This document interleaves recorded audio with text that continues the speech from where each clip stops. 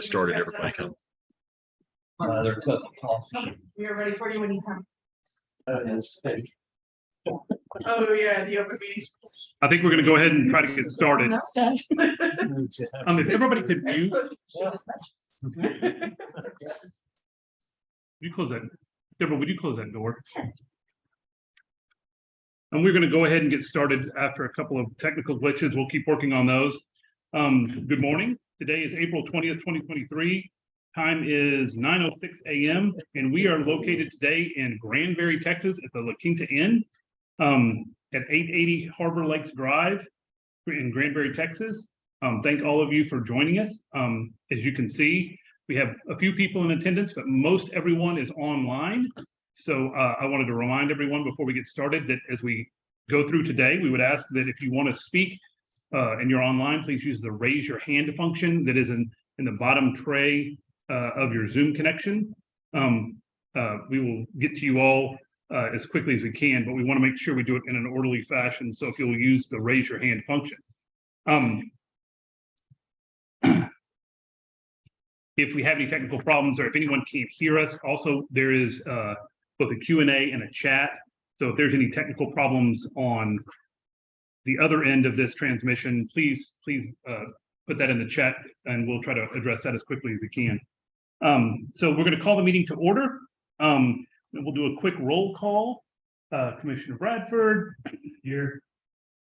Excuse me. Commissioner Edwards, Here. And we want to thank Commissioner Edwards, and we'll do it many times a day, but she hosted an event last night for us and has coordinated a lot of what we have done here over the past couple of days. I wasn't able to go, but I heard it was great. And so we want to thank her and we will thank her again later. Commissioner Mundy, here, the chair is present. Commissioner Nyack is present. Commissioner Sodick is present, and Commissioner Morris is present. And online, we have Vice Chairman Salton. So with that, we have a quorum.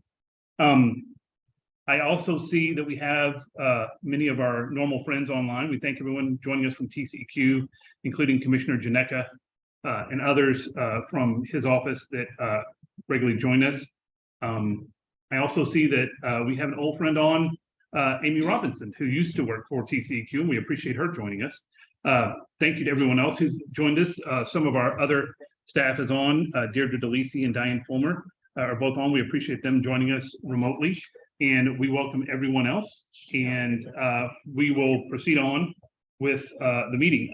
Before I do, I don't believe we have any members of the press online today, but if we do, could you please raise your hand? Seeing none, we will move on. That is the first three items on our agenda. We can now move on to the fourth item on our agenda, which is the public comment period. Again, this is the public comment period of a general nature. We will give people an opportunity to also speak on specific items on the agenda, but this is an opportunity for anyone who would like to address us on matters of general importance to them. So I see a couple of hands raised already. First, we will call on Commissioner Bobby Janeka from the TCEQ. Hi, this is Bobby Janeka. Calling in from Austin, not with Commissioner Salzman, but nearby. I simply wanted to say congratulations to Commissioners Nyack and Morris on their confirmation by the State Senate, and also to acknowledge and commend the Texas Low-Level Radioactive Waste Disposal Compact Commission on choosing to meet in Granbury and meet closer to the community of where an important activity is going through with the Nuclear Regulatory Commission at this time, the renewal application for the operating license for Comanche Peak. And so I just am eager to hear how your interactions and your impressions of the community and the activities out there, what they look like meeting closer out there. So thank you for being available to the public, and congratulations again to the two commissioners who've most recently been confirmed in their appointments. Thank you. Thank you, Commissioner Janeka. I probably should have said that at the very beginning too. Over the last couple of weeks, we have had two confirmations from the Texas Senate of two of our recent appointees and reappointees, Commissioner Nyack and Commissioner Morris. Commissioner Morris went and testified before the nominations committee and did a wonderful job. And we appreciate all their efforts, and we appreciate both the Senate nominations committee and the full Senate in approving the governor's appointments on that. And we will later on in the agenda, we will talk about the tour of Comanche Peak and maybe talk about the broader issues that maybe came up in that, and also interactions here in the community, especially in light of Lisa's residency here. So the next person I saw with their hand up was Karen Haddon. So we'll bring her in. Hi, can you hear okay? Yes.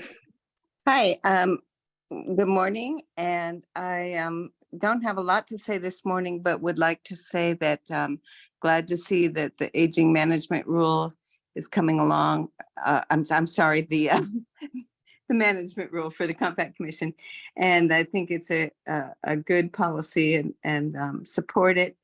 I am concerned about something I learned recently, and I don't know quite how this works, but I think some of the large shipments going to WCS have come in, no doubt legally, but for storage. But I don't know if everything has yet been approved by the Compact Commission for disposal. We're talking about like some of the reactor heads that came from Florida recently. And I'm wondering how that works. And I mean, it's kind of weird to think that it would go all that way without approval for disposal already from you guys. So that's one thing that I'm looking at and watching. And thank you very much. Thank you, Ms. Haddon. I'll briefly respond to that. We will probably need to look into it and maybe talk to you more about the issue you raised. But obviously, we do not regulate transportation of waste. That is within our state dishes, the Department of State Health Services, and outside our state, other state transportation departments, and then on a federal level, obviously, Department of Transportation. But it sounds like you have learned about some shipments that maybe have come in through alternate means and have come in for storage without our approval. And I will tell you that we will look carefully into that. And if you wouldn't mind, if you don't have to do it today, but if you could send us maybe an email that kind of details everything you know, we would appreciate it, so it can maybe help us in our investigation in that, but we will definitely look into it. Okay, and I'm just referring to the stuff from Crystal River, the reactor head. That's, Oh, you know, okay. I don't know a whole lot. I'm asking. Thanks. Okay. Well, we will definitely look into it, and obviously we'll report back at a future meeting if we find anything worthy of note. But thank you for bringing that to our attention. Thank you. Any other persons that would like to make a public comment to the commission? I don't see any additional hands raised, and I don't see anybody standing up here in the room. So with that, I want to stop here and explain to everyone, we have kind of reordered our agenda. I'm used to Mr. Carlson's report about WCS would come later in the proceeding. We have decided that we think it's important to move that up because we're very interested in hearing about the operations, and some of the things he says may be relevant to our future considerations on the agenda. So we asked him to move his report up to the first thing that we do. So with that, we will get to item 5 on our agenda, which is a report from Dave Carlson, a waste control specialist. Thank you, Mr. Chairman and Commissioners. Several things to cover today. So let me start with capacity. That's a topic that seems to be a hot topic. First, let me say that there is more than adequate capacity available in volume and increase for the current fiscal year and for future years of operation. The primary product that we sell is disposal space, and we'll continue to ensure sufficient inventory of disposal space to remain in business because that is the product that we sell. I've got a lot of numbers here, and I'll go through those numbers. Keep in mind that everything I tell you is a best estimate based on what I know, but I try to be as accurate as possibly be. Historical things certainly are accurate. So let me start with constructed volume, since it's an area of particular interest by some folks. Constructed capacity today is 450,000 cubic feet. And the total capacity used through March of 2023 is 292,394 cubic feet, or about 65% of that total constructed capacity. That leaves 157,606 cubic feet of space available, for about 35% or 1/3. That's as of the end of March of 2023. So it's taken us 10 years to fill up 66% of the capacity of phase one of the disposal cell. At historical rates, if we were at historical rates, it would take about 5 more years to completely fill the first phase of the compact waste facility. So let me talk about current. So in 2023, the compact commission has approved 160,213 cubic feet of space for import. But customers have released back 74,950 cubic feet that they will not need. They've stated that they don't need it. So that means that only 85,263 cubic feet is currently authorized. And that is approximately half of what's left, but that's not the right way to look at the numbers, because we've already disposed of about 39,000 cubic feet this year, so that subtracts from that. So running through the numbers a little bit more, 23,831 cubic feet of imported low-level radioactive waste have been disposed in the first 7 months of FY 2023. So 61,432 cubic feet of imports remain authorized. However, historically and for good reason, we know that import authorizations always significantly exceed the actual disposals. People use conservatism because they are very concerned about not having enough import authorized, and don't want to get us stuck in a situation where they're needing to ship waste and they can't because they underestimated what they needed to get rid of. Until you generate the waste, it's very difficult to say very precisely either the volume or the carries of that waste. So people tend to always overestimate, often by a significant percentage. People also look at it and say, we believe we may have the budget for certain activities this year, so let's make sure we have authorization for disposal of the waste from those activities. And I think as Commissioner Edwards could attest to, sometimes those things get canceled. You have higher priorities. There's no time to perform that activity. Often staff changes in nuclear power plants. You no longer have the staff that particular activity ready to go. So it is not improper, and it is certainly not unusual for the import authorizations to significantly exceed what actually gets imported during any fiscal year. During this fiscal year, 15,211 cubic feet of compact waste have been disposed. That's from the compact, mostly from DY, from the decommissioning. And we expect about 8,500 more cubic feet through the end of 2023. Again, that's in compact waste coming in.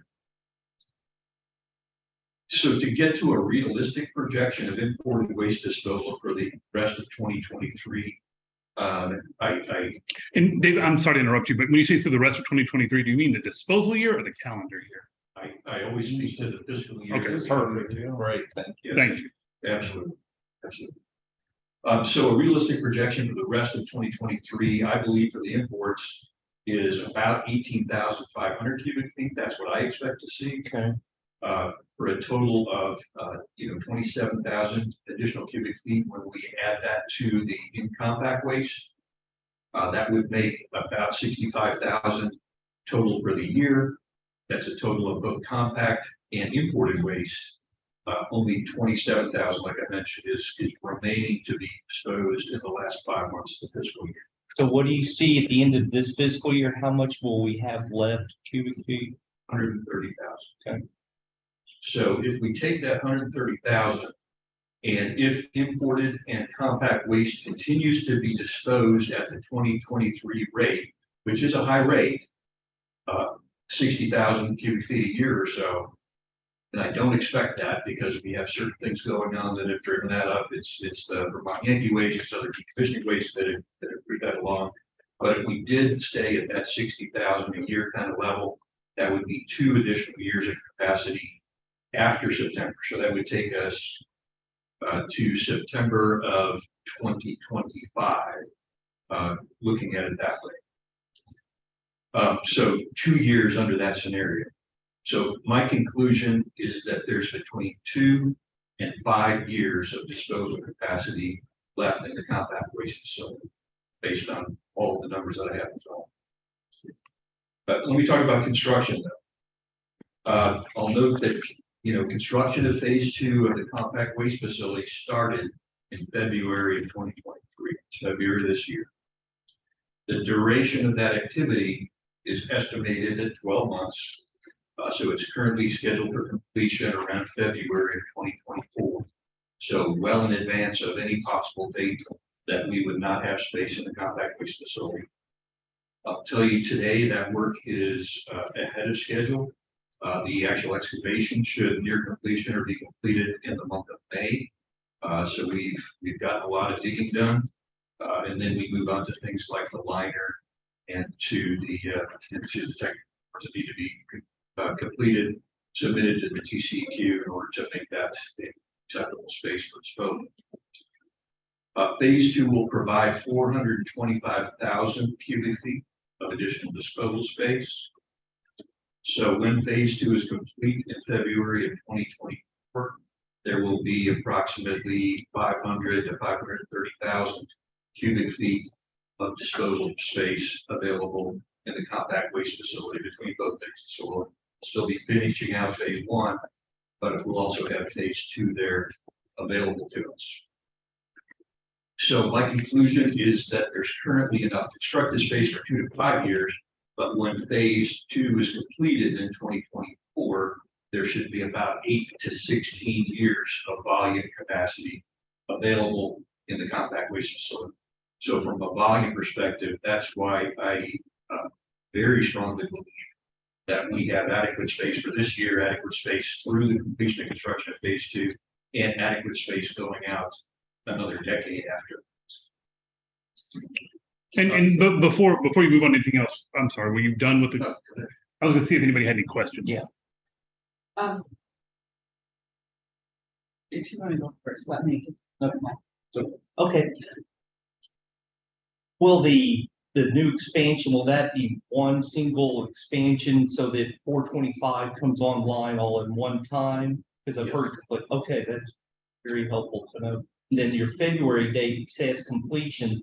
Does that include actual authorization from TCEQ so that it'll be operational in February? Or will the operational, when's it open for business, if you will, to take the load? Well, I certainly don't control the TCEQ schedule. We hear you on that. And we have to estimate. Sure. But based on estimates that are well informed by discussions with them, I would expect by February operating. Okay. Certainly things can happen. And could that be a month earlier, a month later? Sure. So, don't hold me firmly to the February date, but, based on what I've said, I believe we have more than sufficient capacity to account for even place schedule. Go ahead, Lisa. Oh, okay. So, Dave, I really appreciate the report, and your basic numbers match up with my analysis quite well, actually.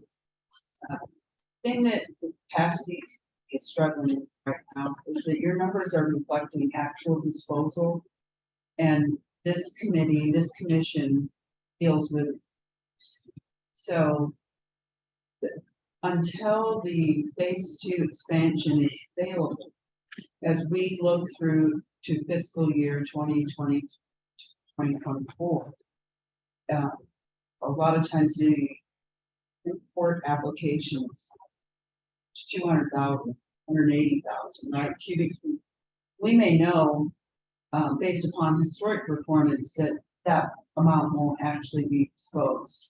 But as a commission, we have to look at what we're actually approving, because once we approve it, we can get into sort of a weird space if people do actually start sending that amount of waste.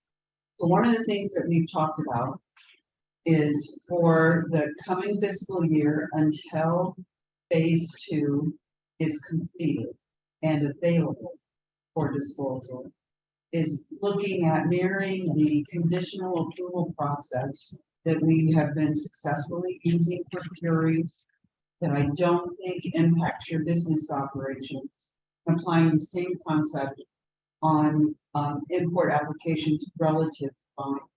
I'd be interested in, you don't have to have your final answer today or right here on the spot, but I would be interested in sort of your reaction to that as a process going forward. And I'm speaking for the capacity committee. There's not been anything decided at this point in terms of the commission as a whole, looking at this. Right, so as I said, I expect at the end of this year to have about 130,000 cubic feet still available. So we've never had a year that's even, than half of that.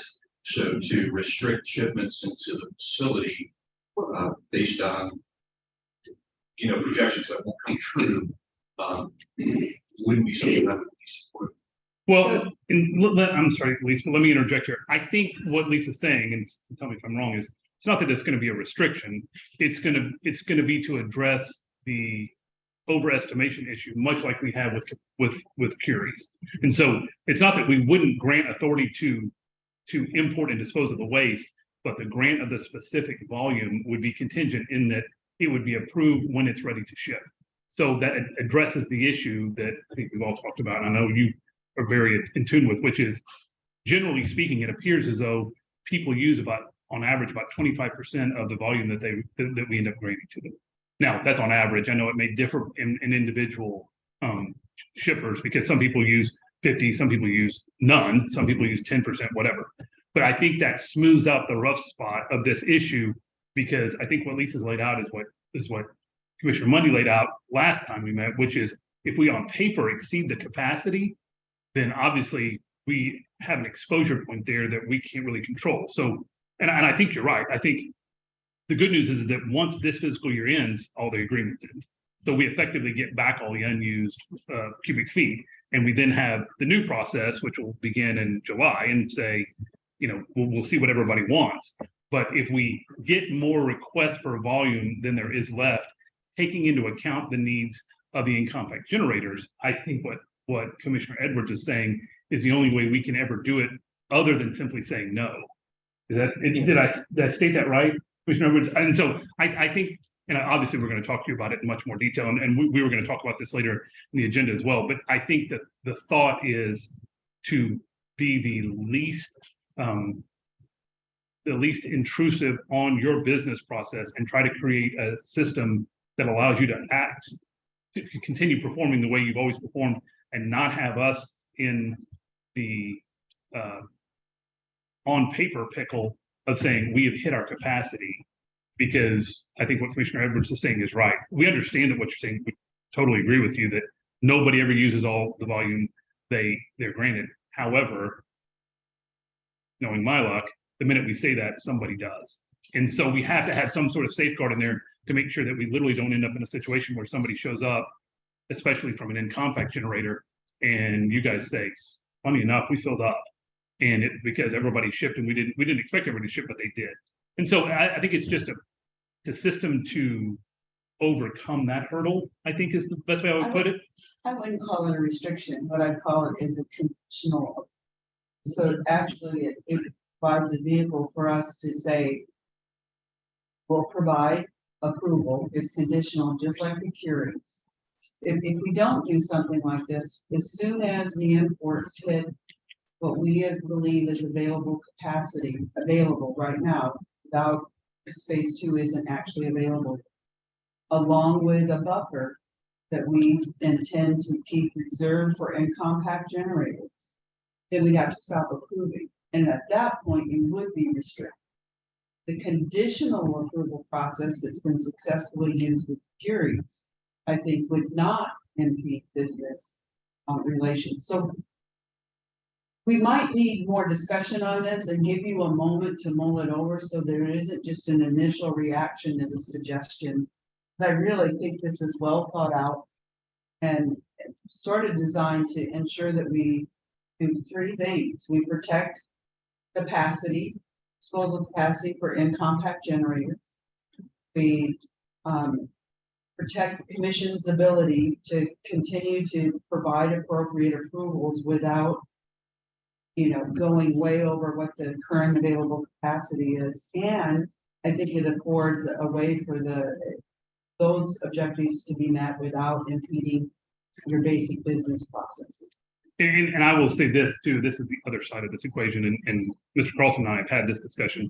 The other thing I think we're going to try to do is start working more closely with the generators and have Mr. Carlson work more closely with the generators to maybe narrow some of those overestimates to get them a little more accurate. I understand you want a little bit of a buffer, but I think that's the other thing we can do is avoid some of this by trying to tighten up even slightly the requests made by generators to make sure they're a little more accurate, and also doing something that we had done recently that you mentioned, which is encouraging those generators that when they know they're not going to use cubic feet, or for that matter, curies, that they inform us of that, and then they can be, quote unquote, released back into the pool, and that'll alleviate some of this pressure as well. So, and on that note, by the way, I'll say this again later, but we want to very, very much thank GE, Hitachi, and Holtec. They are the two generators who have released portions of their allocation over the last month or so. They have really alleviated this problem for this year for sure, and so we greatly appreciate what they have done. And it will that fact will definitely be taken into account in future applications they make. They will, if we had gold stars to hand out, they would be getting them. And so we appreciate that, and so everyone knows the topic that Mr. Carlson and Commissioner Edwards, Commissioner Mundy are talking about has really been alleviated for this year because of their actions. So we really appreciate that, because we were on paper once again kind of at capacity, but as Mr. Carlson pointed out, because of the release of those, we have no concerns for the remainder of the year. But this is the issue, and I think everyone's talking about this issue becomes relevant again once we start getting applications for the next disposal year. And so I think we're going to continue working on it, and obviously working with Mr. Carlson and with the generators and with the in-compact generators to come up with a sound plan that doesn't harm anybody's business operations, but doesn't allow us to get hung up in what I think is a on paper problem that isn't a realistic problem. And I think that's what that's what Mr. Carlson was saying. And I think this is just a way to get back to the same conclusion you were talking. So I would like to make the point that I at least believe that the commission has any point to revoke an authorization that they previously granted. I don't see an obstacle to revoking that authorization. So in practice, I can't see a situation where we would not have adequate space for in-compact utilities, because you all retain that authority. So this is like, in my mind, it would be the second additional item in addition to the authority. I agree. Looking specifically at next year, again, this year we have about 85,000 cubic feet authorized, and assuming that next year is as big, again, 85,000 versus 130,000 cubic feet in capacity, we're really not coming close to bumping up against that. And that's a good point, because I was going to say, I think Commissioner Edwards' idea only comes into play when we get within a certain zone. If we don't get there, we don't need to do it conditionally.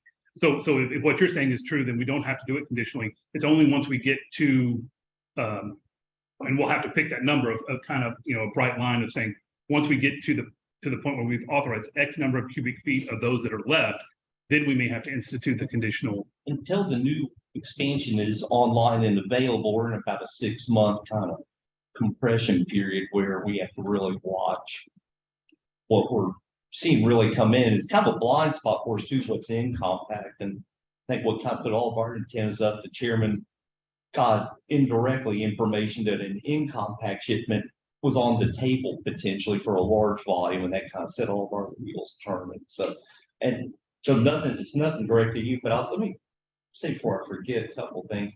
Your new format of your report is outstanding. This is really helpful, so thank you for that. And then two, your comment about we have the authority to revoke, I want to put an exclamation on that. I concur that the actual agreements themselves, I believe it's in section 3, expressly put that in there.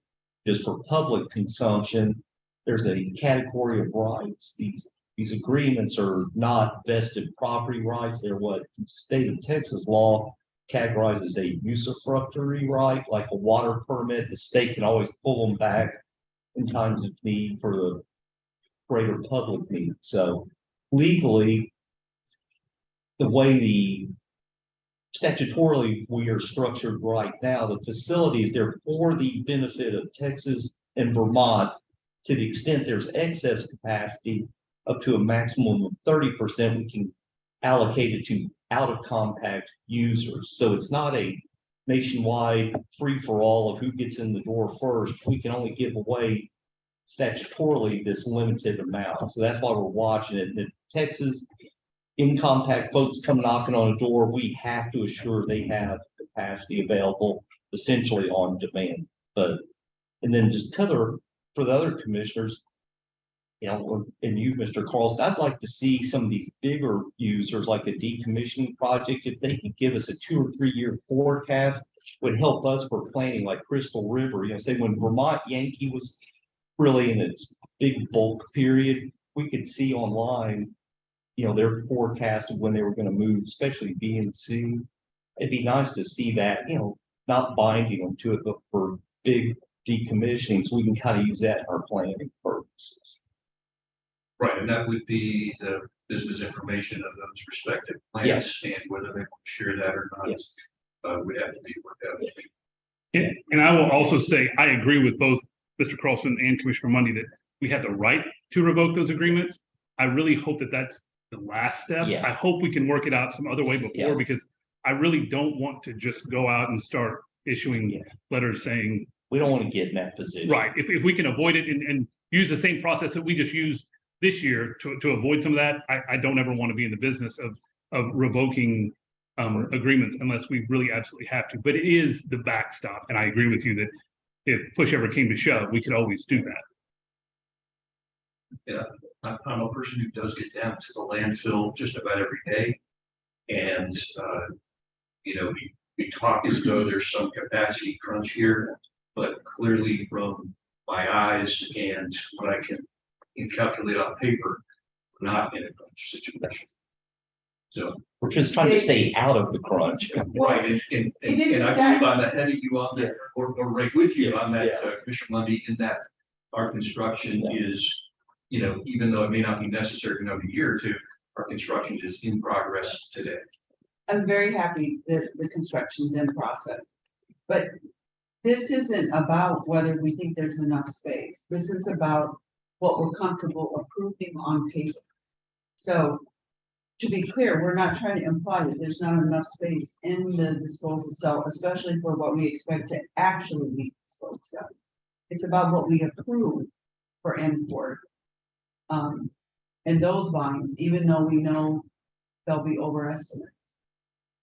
And as we look at more processes or controls, one thing I would suggest to the commission is that with meetings spaced 3 or 4 months from meeting to meeting, that is often not adequate to meet the needs of certain generators. So if we have to be very conservative in numbers that are estimated by those generators, and then the number that was conservative turns out to be too conservative, and they have to shut down activities for several months, you know, to wait for the next commission meeting, that would certainly be challenging and expensive. Has that But happened? they're not doing that with Curie. Has that It's a ever happened? conditional approval.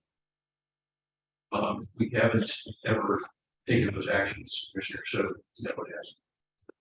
You know, it seems to me that we ought to hear a little bit more from the shippers on these kinds of things, particularly and from the in compact operators. I don't think it makes an awful lot of sense doing it quite the way we do when they come in with great overestimates, and then, as you say, well, they want to be sure they're hedging their bets and so on, and who knows if they're going to have to use them and so on. We should just hear more on that. And just get a little finer detail and discussion from them and how they see their needs shaping up specifically. Because it strikes me as kind of a waste of time for us, for people to come in here and greatly overestimate. And then at the end of the year, perhaps we're thinking, uh-oh, we've overcommitted, and then they start saying, well, we'll shave back 10,000, 20,000, yada. We should hear from in more detail, not just a TCEQ sign off on the thing. I mean, those little letters that we get from the TCEQ say, it's okay with us. We should hear more about what the actual shippers, whatever they may be, generators, expect in more detail. And I can say, Commissioner, that there certainly are times when shippers are waiting on paperwork from the commission to proceed with an activity. I think the executive director and the chairman can speak to that often people are saying, and calling and saying, okay, after a meeting, how soon can I get, the signed document and transfer it back and forth? That's on both parties, I'm sure. But that often is a gating point for those folks to proceed with an activity they have on. So that's why I would mention that if we make it too tight, then those folks will have, again, those gating steps along the way affecting their operation. But don't these people, they know, most of them, if they're shipping any size on material, they know pretty well in advance what they've got in the pipeline. I mean, they don't, this is not something that is a day-to-day adjustment time. No, but I'll give you an example, Commissioner, that something that we saw yesterday at the power plant tour was Tennessee Valley Authority found a heat reducer that they needed to replace and they need to add it. That was not part of their original agreement, so they needed to amend their agreement, and that requires some time to get approval from this commission before that heat exchanger could be added to their agreement for waste disposal stream. And all of a sudden this popped up in an hour or something? I mean, When they had an outage, I believe is probably what happened. They're doing maintenance and discovered it. And it needed to be added, so they had to wait for the commission to approve it before they could actually ship, because that was not something that they thought was coming in their original application in front of the commission, was this heat exchanger. So And when is the shipment scheduled? that happened in March, I believe, but they contacted me in October, knowing that they would need an amendment. We discussed the fact that amendment was necessary, but because it was not part of their current agreement, they not listed that as a waste stream. And I think Dick's point still stands. They asked in October, got the agreement, and the shipment didn't happen until March. the shipment didn't happen until March, but because of the time frame of when the amendment request was sent to the commission, it wasn't approved until the February meeting, because it wasn't eligible for the 35-day comment period at the November meeting. And then we had the weather delay right in early February. So it wasn't approved. The amendment wasn't approved until mid-February. But we worked with and tried to work with the disposers that are shipping to WCS on their timelines of when they plan to do that, so we can meet it as reasonably possible. If we needed to have an earlier meeting to try and meet those unexpected occurrences that happen, we do our best to try and make sure you are aware of the time frame of when they intend to ship, when those challenges and unexpected occurrences come up. And let me say this, and this is something that this is backing out to kind of a 10,000-foot view, and we've talked about this a lot in different scenarios. I think obviously the secret or the goal here should be increased transparency and communication. In the past, Commissioner Morris has done workshops for the generators. I think maybe it's time to start looking at those again. I think it's time to start having a more ongoing dialogue to give everybody fair warning about what our timelines are. And I understand that I don't think anybody expects you to hit the cubic foot or curie number you need, to the third decimal point. I think the issue here is that based on the numbers that we have looked at recently, they're using on average 25% of the queries in the volume that's granted to them. And that 75% spread seems pretty big to me. And that's where our problem is. So I think we need to have more communication with the generators. I think we need to have, like I said, a workshop, a forum or something to where we start talking about that issue, also talking about our process, how long it takes, and getting everyone singing from the same hymnal to where there's not any of this, we eliminate as much of the guesswork as possible, but hopefully alleviate the problems in so doing. And again, I think that's on us, that's on the generators, and I know WCS will be involved in working with the generators too, and helping answer their questions that they need to answer. We'll answer the questions we need to answer. But I think it's just a matter of, we are at a point now where in the past we haven't had to tighten up our process at all. And in the past we've had emergency meetings for generators who had an emergency issue, and we've tried to expedite that. I do think we will also begin to look at, and I know that Commissioner Mundy has actually talked about this, a potential rule change for very, very limited circumstances where we may need to waive the 35-day requirement in an emergent situation, which is kind of a contingency event. So we talked about that. I think we will continue to look at that.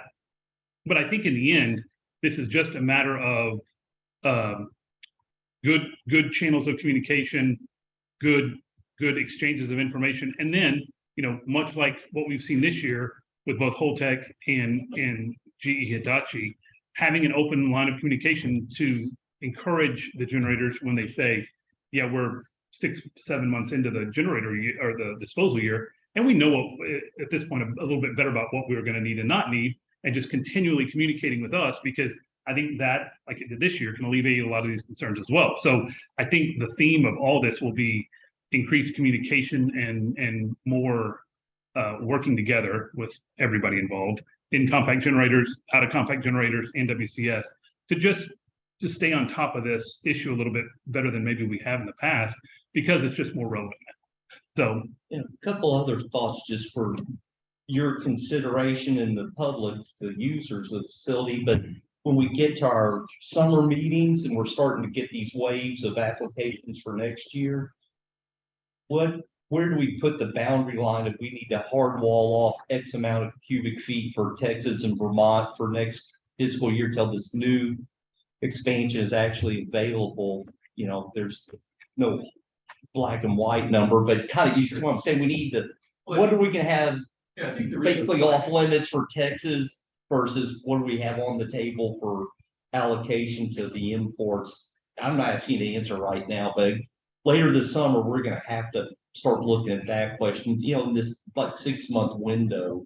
Right, so if I look at historically, Yeah. what we've seen from Texas, the average volume that we get from Texas in a year is 3,000 cubic feet. That's been as high as 3,851 cubic feet. That was back in 2021. I know that the Texas utilities through ARDT has provided some estimates that I think are, you know, perhaps 5,000 to 7,000 cubic feet a year, and that's reasonable. So I have no issue with those, even though it may be higher than, you know, what we've seen historically. That seems fine. So those would seem to be indicative of a volume that should be, you know, looked at as when you're looking at a reservation. And then certainly there could be specific projects that those utilities would have to talk about, but those tend to be fairly fixed in time. You know, an example of a type of project that generates a considerable amount of waste might be a steam generators.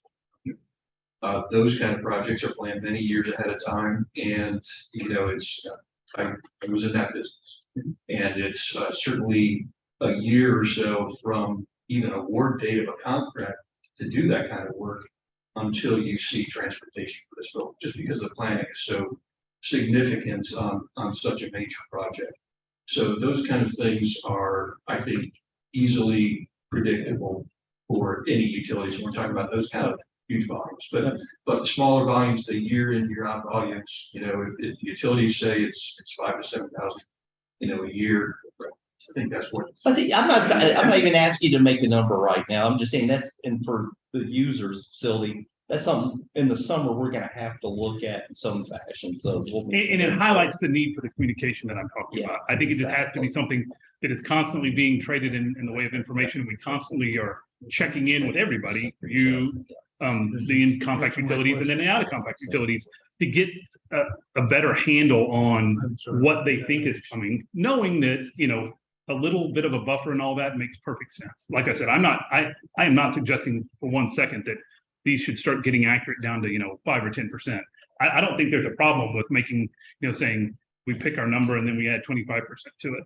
I think we can all live with that. I think the issue is when we see that they're only disposing of 25% of what's allocated to them, it's creating the problem on paper that you're absolutely right. It's not a real problem. It's just a problem on paper, and we're just trying to rectify that, I think. we don't ever want to get caught. Right. Right, and I let me start with first principles. I agree absolutely 100% with all the commissioners here that our priority is Vermont and Texas and having space for Vermont, Texas. There's no consideration of anything else. Let me talk a little bit to the uncertainty of estimates. Every year I'm required to do a budget. My business, my budget is based on what various customers tell me they have coming for the year. Certainly, any line item in that budget is easily plus or minus 50%. So, I have enough history that I know how much to discount everything that's coming in, so I can have a fairly accurate budget, so that I know how many people to hire and how much work I'm going to have going on and so on. But certainly in this business, there is a lot of variation, and it's all caused for good reason. Some of the biggest variations are going to be in decommissioning activities. So if you think about a decommissioning activity, you walk into a room and you either have a choice to cut an entire concrete wall down and ship it for disposal, or you can scabble the first inch of that concrete wall and have to spend a lot more time but have a significantly smaller quantity of waste. Those are the kind of decisions that are made on the spot in the field. And right, that example, you might have a factor of 10 difference between the two volumes of waste streams. The same can be for primary coolant plant, where they may look at decontamination, or it may be possible to release to a VSFR process or to some other process that doesn't require the compact waste facility. And those are almost binary decisions, where either there is this much waste or they successfully got it into a program that doesn't require the compact waste facility, and there is much less waste or no waste. So I think reducing the variation in the DDD estimates is going to be very difficult. I think outages are also an area, but probably less so. Most outages are fairly predictable in terms of work activities that are going on. They're planned well ahead of time. How much is generated as waste, can vary though. So I think that most utilities that are going through a significant outage are going to, want to have some flexibility there. So routine operations, again, it gets down to, okay, do I have a budget to do that? At the beginning of the year, you might say, I'm going to ship 5 liners of radioactive waste. The budget goes away, or the shipper goes to the plant or whatever it might be, and you end up shipping 1 or 0. That happens all the time, and it's not, the fault of the shipper that made a bad estimate. It's that the conditions on the ground at that location, our plants, whatever it might be, changed, and therefore that's changed. So, what I do is I take the sum of everything from my budgets and I discount it to where I think it's reasonable. Again, getting everybody's import applications down to a lower level, you're going to see people overshooting that occasionally, and I think that's the problem that I'm concerned about, Commissioner Sonic. And while we haven't seen it significantly in the past, other than case that Executive Director mentioned, I think I would be concerned to see that, more routinely. And I appreciate that information because that's exactly the kind of, I think, exchange and dialogue we need is to set our minds based on some of that industry knowledge that you and obviously the generators have that lets us know kind of what to expect in those different kinds of shipments. And then we can set our brains correctly, I think, in making some of these decisions that we have to make. So I think that kind of information is exactly what I'm talking about when I'm talking about this dialogue. I have a question on medical waste. Vermont, we generate relatively very small quantities, but Texas has a very large medical facility. What percentage of what you get is thrown off by medical? I don't have that. It tends to come through brokers and could be, things and so on. I just don't have. I think it is safe to say, though, that it's pales in comparison to obviously our utilities, right? I mean, it's a factor of like minuscule percentages. Is it like 1 or 2%, or is it like, can you give me a bread box to help an idea? I mean, if it's 1 or 2%. I mean, I would say less than 5% of what. Sure, that probably. The medical waste is probably absolutely less than 5% of what Dave receives, and perhaps as low as 1%, maybe less than that. I'm sorry, Commissioner Bradford, do you have your hand up? I did. There's quite a literature on allocating sort of scarce government sources. We haven't really scratched the surface of it. Haven't had to. Might be a good project. It's more future summer in terms of what someone wants to do it.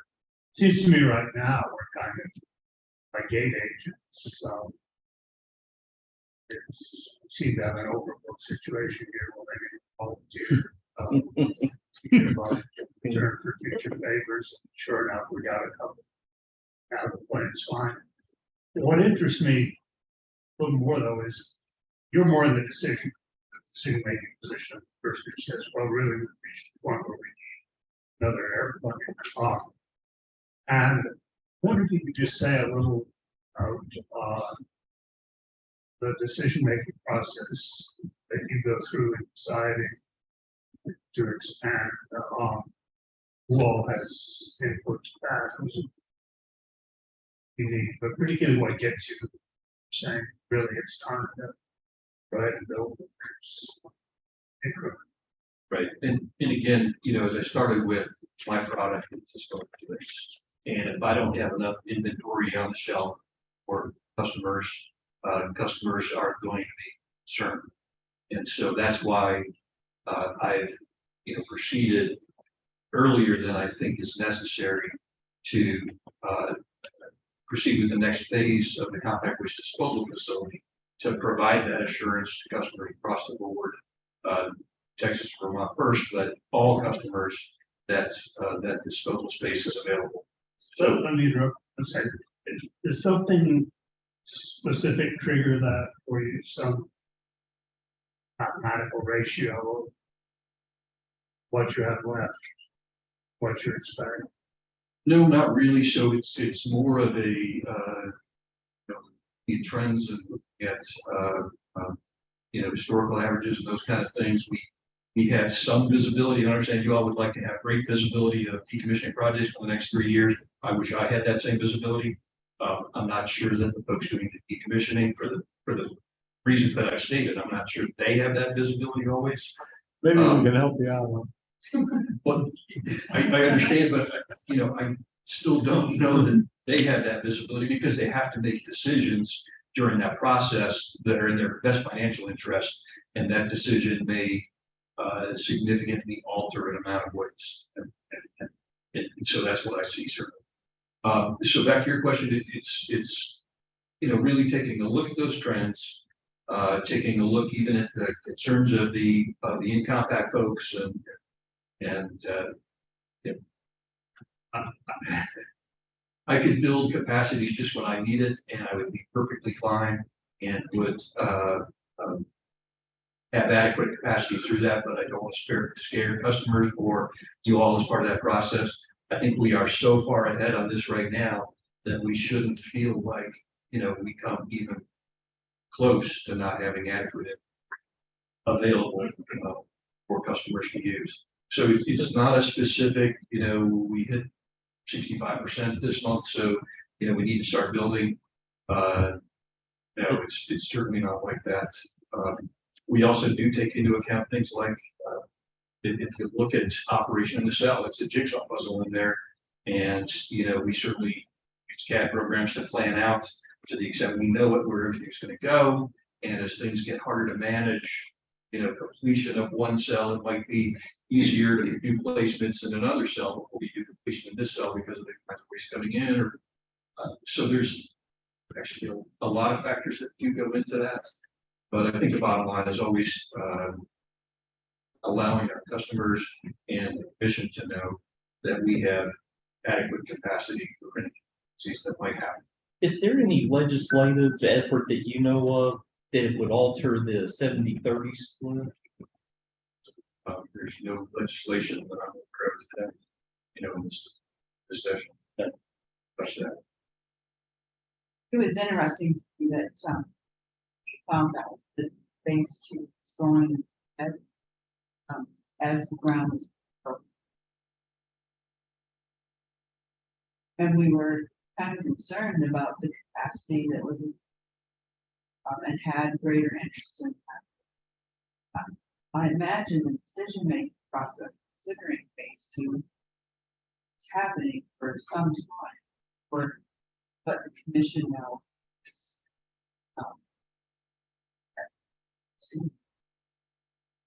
so it's surprising. Okay. I also prepared some discussion of curious. So if we talk through capacity, annual curie limits. So the annual curie limit for imported waste is 275,000 curies.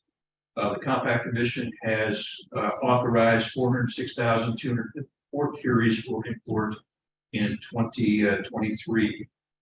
And customers have released about 8,600 of those curies, so it's a little bit less than that. It's just under 400,000 curies that are currently authorized. To date, 64,607 imported curies have been disposed. So the current trend points to about 110,000 curies for the year.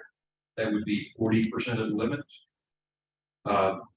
I believe, looking at all the customers and their details of what's been shipped to date, that the maximum possible curies we could receive based on current authorizations, work that's been completed, is about 230,000 curies for the year, or about 84% of the limit. But my best estimate going through customer by customer is that we should see 200,000 curies or less for this current fiscal year. So certainly 70% or less, or around that range, for curies disposed versus the annual limit. And this is going to drive you crazy, I know, and I apologize in advance. As I've gone through this, I realize we always need to watch, especially the yearly curie cap, but curies are never likely to really be the issue as long as we never get to the 275. Based on our conditional curie program and based on historic averages, curies, because every licensed curie could go into the current cell. So and with decay and all the things that we've been talking about, the idea that we ever get to a curie cap problem seems much less likely at this point than capacity, because capacity is a static issue that you don't have a decay rate, you don't have the ability to put all the licensed volume into a single cell because the cell is the capacity.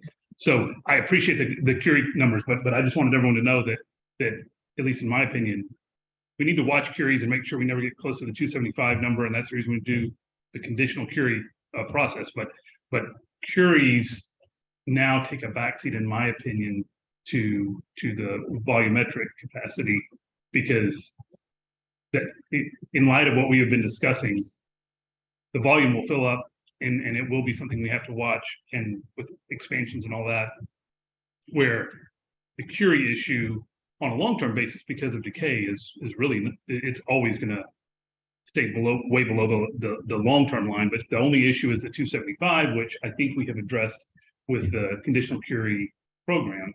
So I am much more comfortable with Curies than I've ever been, and more concerned about volumetric capacity than I've ever been. So the reason I know that probably wants to make you want to pull your hair out is because we always talked about Curies before, and now suddenly we're talking about volume. But I wanted to let you know that we appreciate that, but I feel much more comfortable about the Curie issues than I ever have. Seems like there's, renaissance going on with political acceptance of nuclear power. Do you think the grants being made right now at the federal level, how will that affect the future waste streams coming in? You think increase, decrease, or no real change as they refurb some of these old plants? I mean, it's just a guesstimate. So in general, refurbishment of older plants and now I've plant like Palisades, we're making them back online. Yeah. If they have sparks replaced or that generates waste. Yeah. Certainly small modular reactors, and I was in that business for a number of years. Small modular reactors generate waste. It's more or less proportional to the size of megawatts of the reactor. So we'll see waste coming from those reactors as well. As we look to the future, things like Moly 99 for medical purposes, Moly 99 creates considerable waste streams. We have facilities going online in Wisconsin. I think there's one for Mexico and so on that would produce Moly 99 for therapy treatments. So yes, that could generate waste. If I look at fusion generates significant of radioactive waste. And certainly I hope that fusion becomes reality in the future, but the dream that no waste is generated is simply not the case. It is not the case. Certainly there's a lot of waste generated from those facilities as well, and always will be. So there will always, as long as we have nuclear medicine, as long as we have power generated from atomic processes, whether fission or fusion, there will be nuclear waste and the need for a place to put that nuclear waste. Our annual demand, you think, will be increasing in the foreseeable future? For me to project the speed of uptake of the reactors. Well, that's how, yeah, those are probably a little farther out, but like that one about some of these plants being refurbed, maybe generating more demand. I think the more immediate impact can come from license extensions. So most of the country has gone to 60-year license. Some are now pursuing 80-year license. And as that decommissioning curve pushes out, the reduced waste from not doing those decommissionings as early as planned will actually probably more than offset the increased waste production. So Yeah, I'm just trying to think for our planning over the next, say, 5 years. It's more to us. Dave, I know you have more in your report, so we've made you stand up a long time. So we'll get on with the rest of your report. This is really helpful. It is. We appreciate all the information. So just on the topic of self-construction, simply because, how can you all trust me that we'll probably be done in a year or so? We, prior to the new phase of the compact waste facility, we completed a new phase of our RECA or GEM facility. That phase was for 10.5 million cubic feet. And that phase was constructed in 5 months and will be in service May 1st, so an additional 3 months or so of paperwork we had to complete in order to produce our final TCQ to put that in service. But so a significantly larger facility in about 8 months time frame. Now the compact waste facility has more details to it and so on, and 12 months is certainly more reasonable for that facility. It's the same group that produced or that can,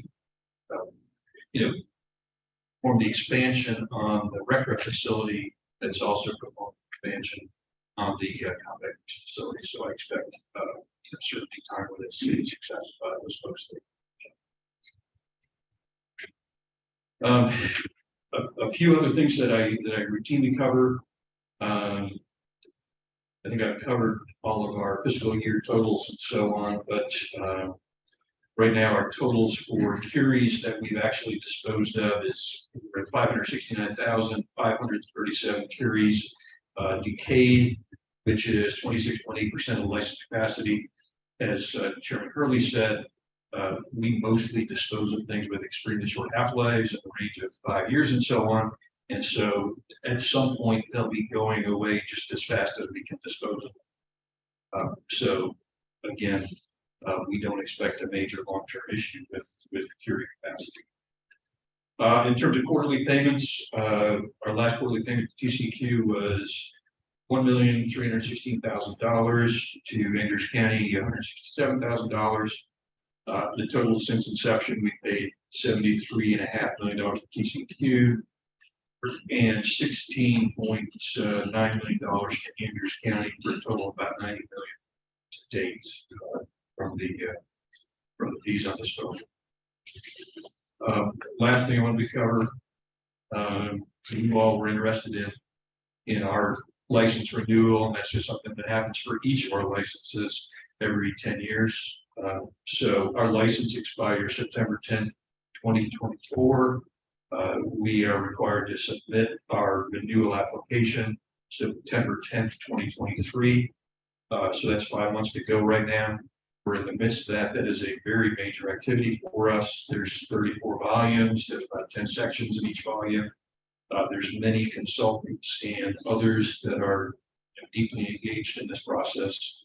But what it really is we take the previous application to TCEQ, we update it for everything that's happened between then and now, and make sure that everything's been incorporated. There's no change associated with the renewal itself. It's simply an incorporation of everything, all the amendments, everything that's happened to this point into that application. So if they have it again, I suppose a clean version, they can evaluate the options. And Mr. Carlson, this may be a question better for TCQ, but what is the process after this, after you submit it in September of 23? You've said very well that that's a better question for Okay. TCQ. But they do a technical deep dive into that document, make sure that certainly it's complete. They assess it from a technical perspective. Their internal processes are their own, of course. If it takes longer than a year to review it, we're still in time of renewal, so it's not an issue from a perspective of they have a time crunch. They can spend all the time that's necessary to do what they need to do. And does it culminate in a public hearing? I am not familiar, but TCQ certainly is. So if they're in the line, sure. It's good. Probably she's here. A little more broadly, how public a process is. Can we, in other words, find out what's going on, what's been submitted, how it is being done? Well, not until we submit it, which would be September 10th. But after that point, it's all in TCQ's hands, and TCQ. It's a public record, though. This is Texas requires so many things in public, like we can't walk together and talk about something. And that it's before the commission. And they require that we go on TV every time we open our mouths and so on. What do you understand to be? I realize this is not necessarily a barrier.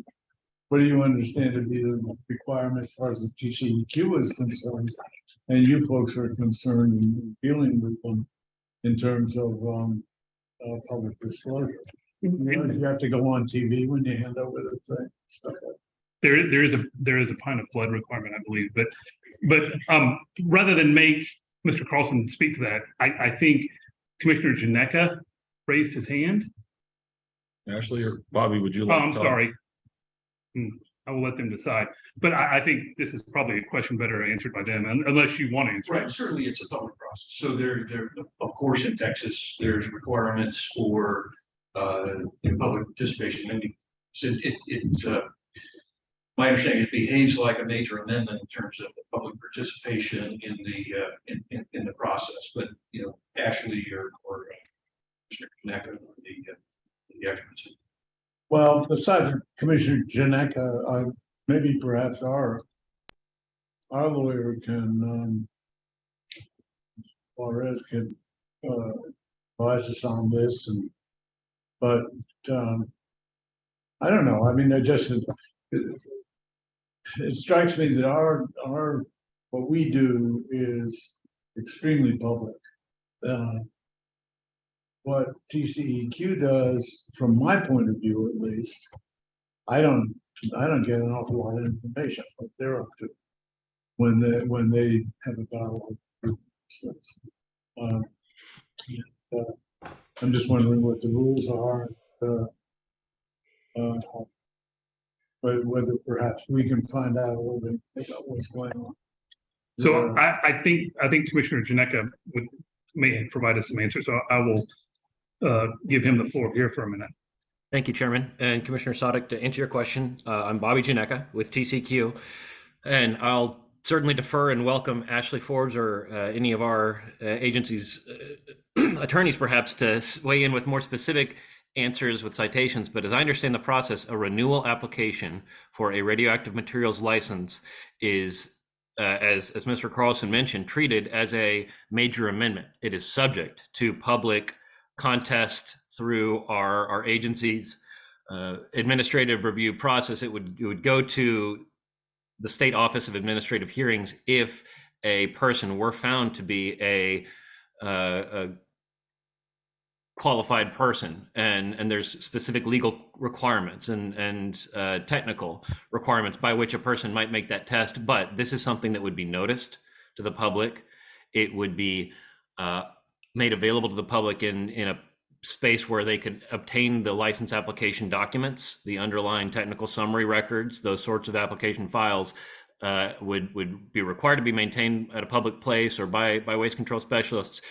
Perhaps the timing and the state legislature's consideration of state laws requiring notice electronically versus in paper, perhaps the timing of this application action could even fall subject to new changes in law. So to answer your question, Commissioner Sadek, I think it's just simply to say that it would require the full public notice and participation. And to your point of not being aware of much of our agency's noise or public mail around this application, I think we could certainly add you as an interested person on our Andrews, Texas licensed activity, everything that happens in this facility in this part of the state. I don't think that you would have been identified as an interested party as a landowner adjacent to the license in our agency's routine records that we do in undertaking to notify the relevant likely public parties. But we always at our agency maintain a list and welcome the public if they're interested in activities or individual entities to join on, and we'll bury them in notifications that we send out on the activities, which are always hard to understand, but I can certainly help answer questions if you have further interest on this. Okay, so I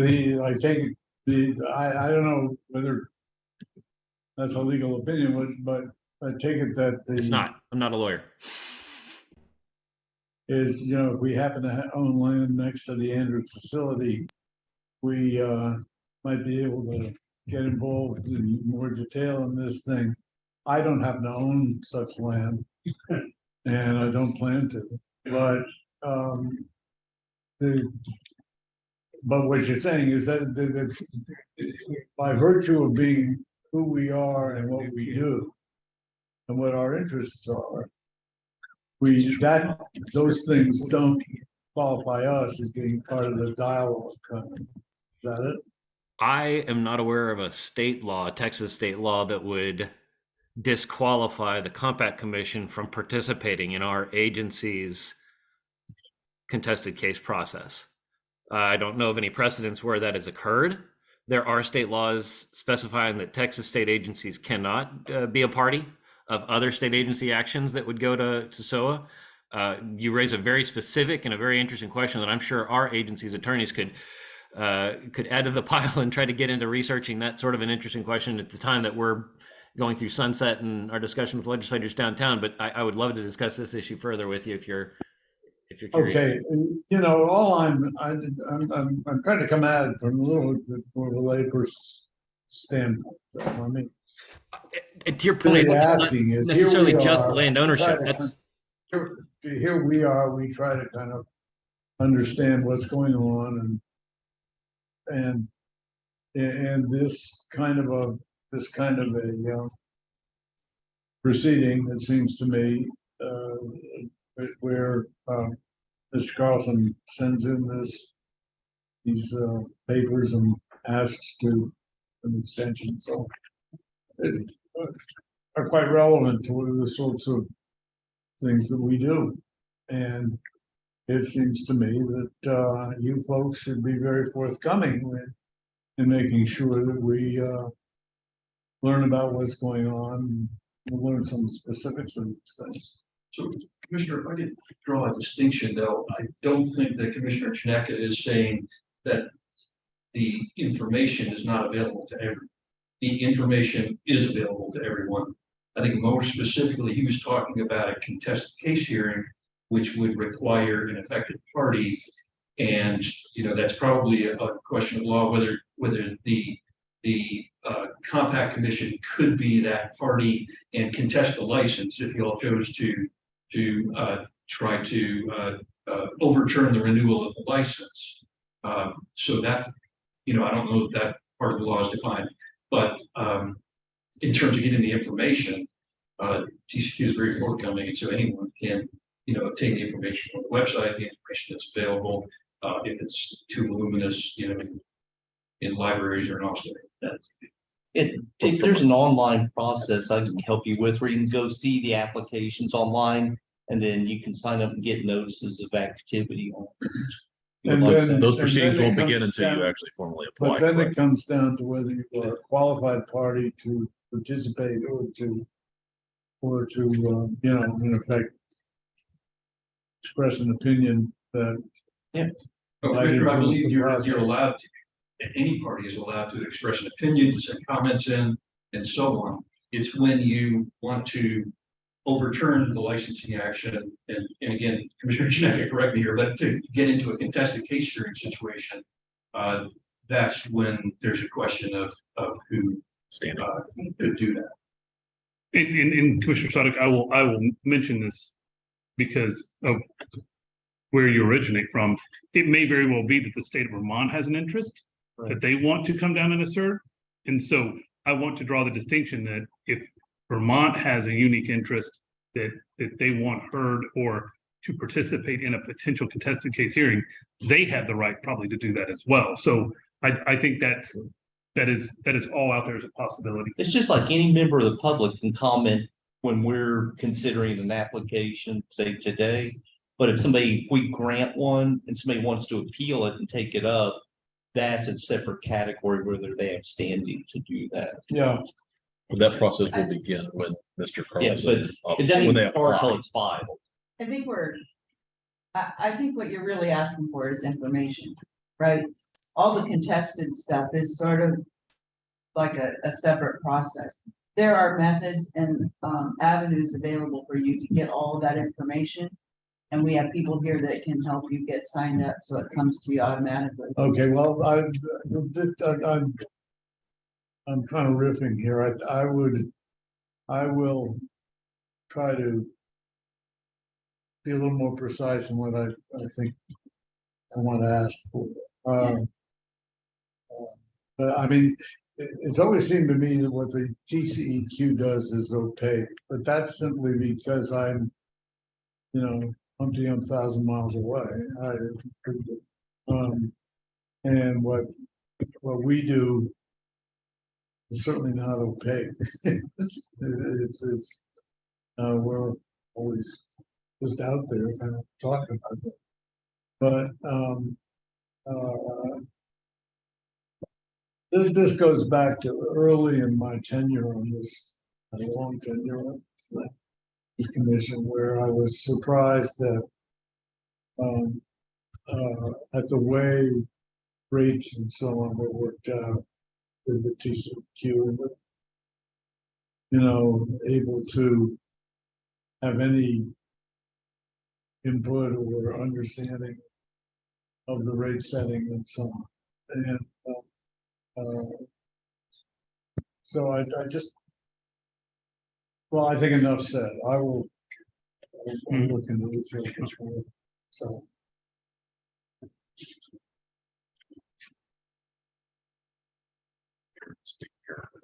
There's a couple people with their hands up as well. I see that Ms. Haddon had her hand up, so we will pull her on into the conversation right now. Hi, I thank you for the opportunity to weigh in this conversation. I'm glad to hear assurances that the renewal license application will be a public process. I'm hoping that that will include at least one public meeting, perhaps more, and that that might be in Austin. I know that you guys like to go out to the community, but it'd be good if there was at least one in Austin and or online, although I think in person has a lot of value for good communication. And I hope that notice will be readily available. I'd like to officially ask that I be added to that list. And I'm sure that there's others that want to be too, and that we be informed of how we can do that and when.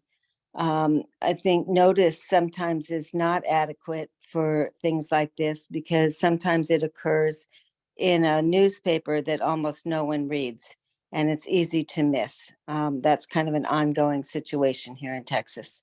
So I thank you. That's all for now. Thank you, Ms. Haddon. And of course, we don't control any of the communications or notices or lists. So I think if you want to be on that notice list, you will have to go through TCEQ either online or some other way that they have prescribed. Because I don't want you to walk away thinking that because you made that request in this meeting that it's going to happen, because we do not control that. So I understand your desire to have the notices sent to you, but I want to encourage you to go through the TCEQ website to make sure you get that done. Thank you. Thank you. Okay, so So before I close on that topic, let me reiterate though, that there's nothing new in the license renewal. It's a updating consolidation of everything that's happened since the previous license was issued. So there should be no facts, no new anything that's forthcoming in that application. It's simply put together all in one place. You say again when the original license was? The original license date was, see that, I think it's. It's on WCS's website. They have a link. Yeah. So 8009, so 8009, I think. Yeah, 20 years. So the initial term, I believe, is 20 years. Yeah. Sure. And then there's 10-year. Okay, you started accepting waste in April 2012, and So the it license had already been licensed for quite a while, I guess. That's all I had to know. I think we put you through enough. So thank you very much. This was very helpful. Thank you for taking all the questions. So with that, we are through with item 5 on our agenda. We can move on to item 6. I think we've kind of covered some of the things we probably would be talking about in the next couple items, but we'll still go through them. The first of our committee reports is item 6, which is the Rules Committee. Now we'll turn it over to the chairman of the Rules Committee, Commissioner Morris. Thank you. The draft rule revision, 31 Texas Administrative Code, section 675.24, requirement to report on the importation of certain low-level radioactive waste for management or disposal that is not required to be disposed of in a compact facility. That proposed rule revision was published in the Texas Register on April 7th. There are 30-day comment period, which will close approximately May 7th. We invite comments on these proposed this revision. They may be sent to administration at TLLRWDCC.org. Is that right? Yes. Okay. That's all. Thank you. Thank you, Commissioner Morris. And as we just kind of find out, the rules process is a perpetual motion machine. There, we will immediately start looking at other issues, some of which we've already discussed about our rules. And so we will be hearing more from the Rules Committee, but I want to thank them again for the work they've done with the management rule, and we're coming close to the end of that process, and it is a mountain that we have overcome. So I'm very proud of that fact, but there will be more to come on that as well. With that, we will move on to item 7, which is our capacity committee report, and I will turn it over to the chairman of the capacity committee, Commissioner Edwards. Nothing new to report. And again, obviously, we've been talking a lot about capacity, and so we kind of stole Commissioner Edwards' thunder, and I'm sure we would have talked about more of that. But I do want to reiterate that we so appreciate what Holtec and GE Hitachi did in releasing some of their volume inquiries. They solved a problem that we had coming down the track, that is for this year especially. And so they were very gracious and very easy to work with on this issue. So we really appreciate them. And so the issues that we talked about with Mr. Carlson are clearly coming. We're going to have to deal with them. And I think you'll hear a little bit about it in the contingency report as well. But we know that capacity is, again, kind of like the rule, is going to be a perpetual motion machine, and that we're going to have to watch capacity and be vigilant about it really from this point forward. And I don't ever see that ending. So with that, we can conclude item 7, and we will move on to item 8, which is a contingency plan committee report. We'll say that we consumed a lot of the discussion. The committee did have a couple of committee meetings when we started, when the chair received some information that there was potential for a large shipment of in-compact, large by cubic feet. And we started looking at that as relates to what was still available with some of these really large already approved applications. So we did meet, and the purpose of the contingency committee really is to do the best we can to assure continuity of operations. And as we were saying earlier, our whole goal is to avoid getting caught in a bind or a crunch. And so after the initial meeting, the chair started reaching out to seeing if some people could work with us to get us through this, what is hopefully a short-term kind of squeeze of physical space.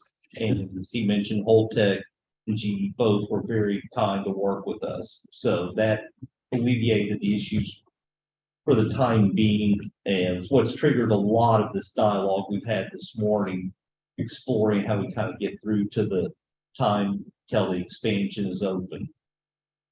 The issue is not cured by any means. I think this later summer period, when we start looking at applications for next year, we're going to have some finesse of how we deal with those. But so that's really it for the contingency committee at this point. There was a hand raised during the capacity committee, and I failed to see it. So Michael Ford raised his hand, and he said he has some comments about the capacity committee issues. So I want to call on him and let him speak. Yes, thank you. Can you hear me okay? Yes.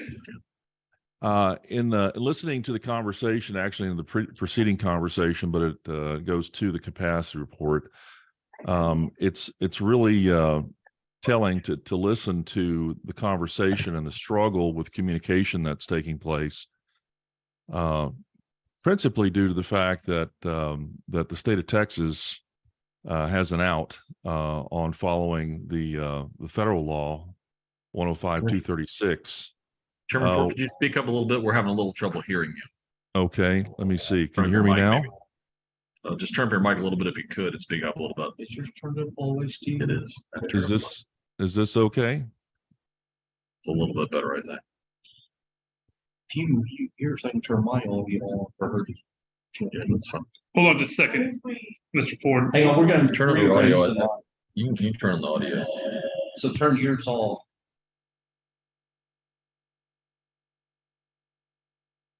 Yeah, I did the audio test before I started here to make sure that everything was working, but I want to make sure you guys can hear me as well.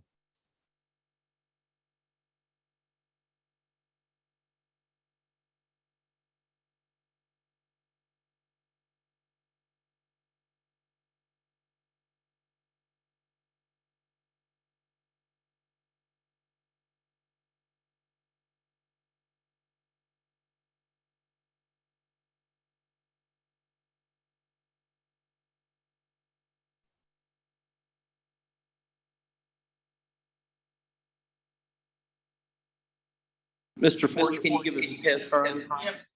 Get the echo. Can you hear me?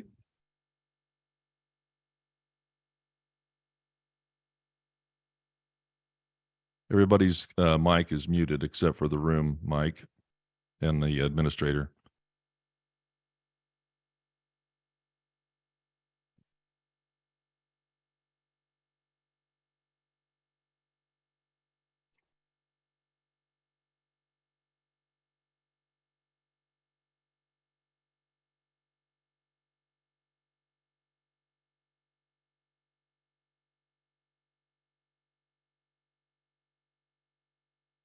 Vice Chairman Salzman, can you hear me? I hear you just fine, Mr. Ford. Okay. I guess it's a Very, local very issue. loud and clear. Perhaps it is just in the room at the actual meeting location. Okay. I can see them talking, and it looks like they're trying to work it out. All right.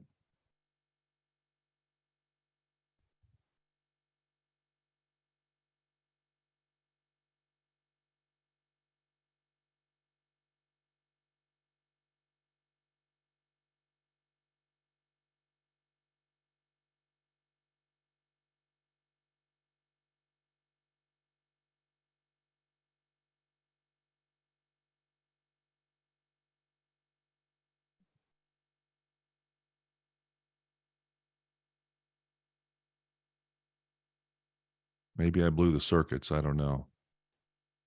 Go ahead and try and talk again, Mr. Ford, if you could. Testing, testing. 1, 2, 3. Testing. Can you hear me?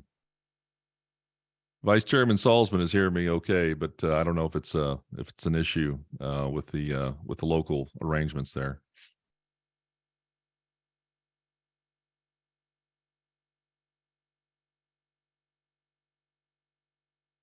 Mr. Chairman, you're muted.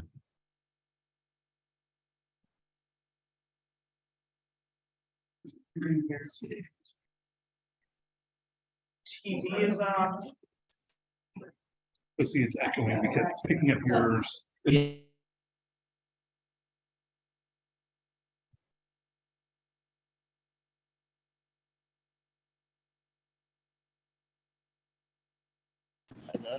That's unmuted now. I'm gonna, we're taking a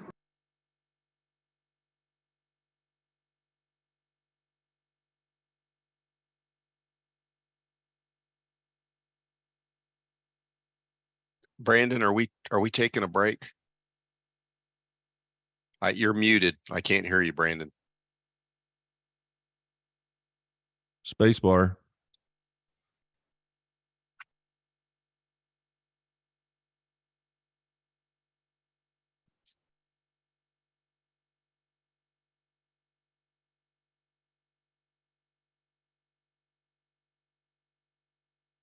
Yeah, we can't. I he's still can't hear muted. anything. Right, I can't hear anything from the room.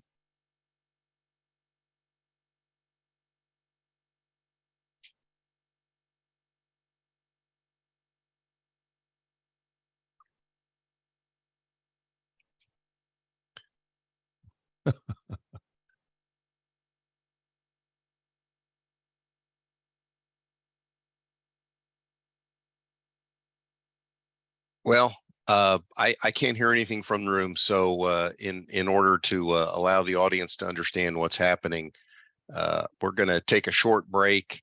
And it's 10:30. It's 10:40. Let's take a 10-minute break.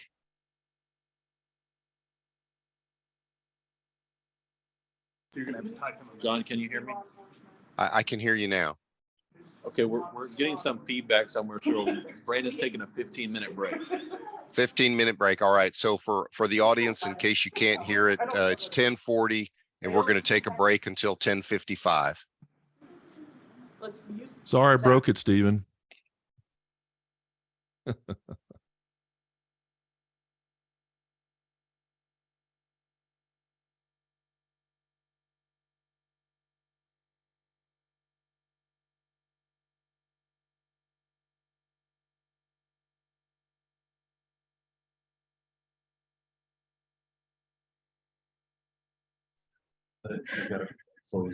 Hey, John, can you hear me? It's coming from over here. Those need to be muted.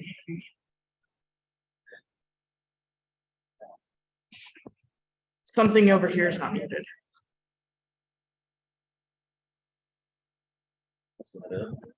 Mute. I'm gonna mute everyone.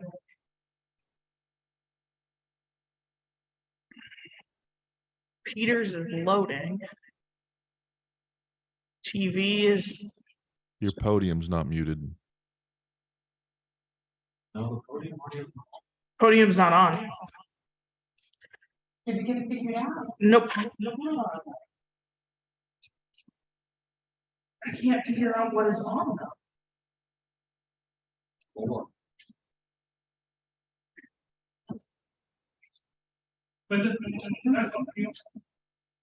Now let's see if we can.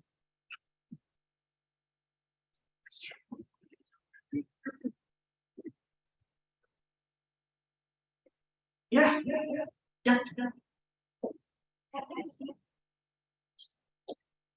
But now we don't have anyone not in the room to test it.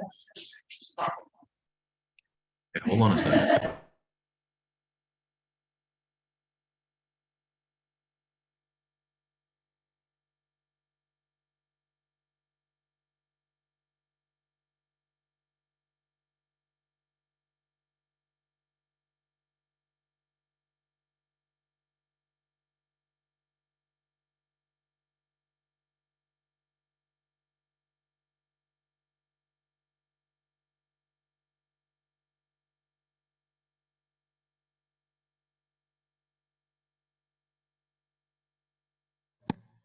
Hello? Hello?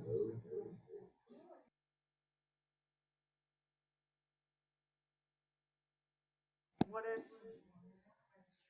Is it because of this? No. Turn that sound down on that. It can't.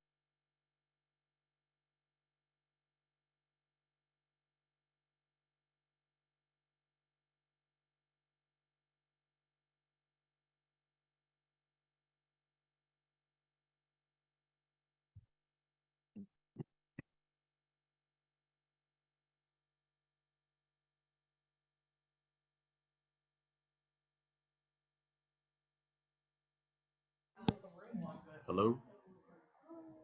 We need someone that's not in the room now, that was the problem. Here, I'm gonna take this outside. And I will talk to you. I'll come back in and you can tell me if you can hear me. How's that?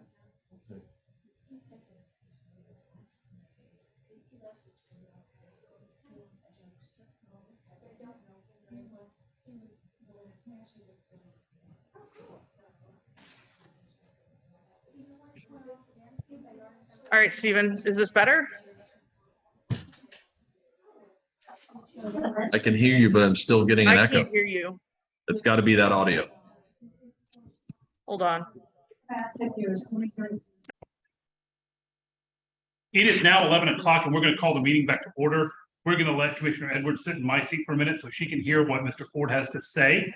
We will once again call on Mr. Ford for his comments. Thank you, Chairman. Hopefully everyone can hear me. Just a thumbs up if we're good. And then, so yeah, just leave it to Mike Ford and his incendiary comments to blow the circuits there for the meeting. But I listening to my former colleagues from Vermont there express some frustration, and I'm seeing the changes the changes in the proposed management rule, which I see as a positive. I also see from the capacity issues, the federal law, that was amended by the state law back in 2011. Federal law requires an annual report by the state of Texas, which also includes a capacity. To me, that cures a lot of the issues that the commission is experiencing right now.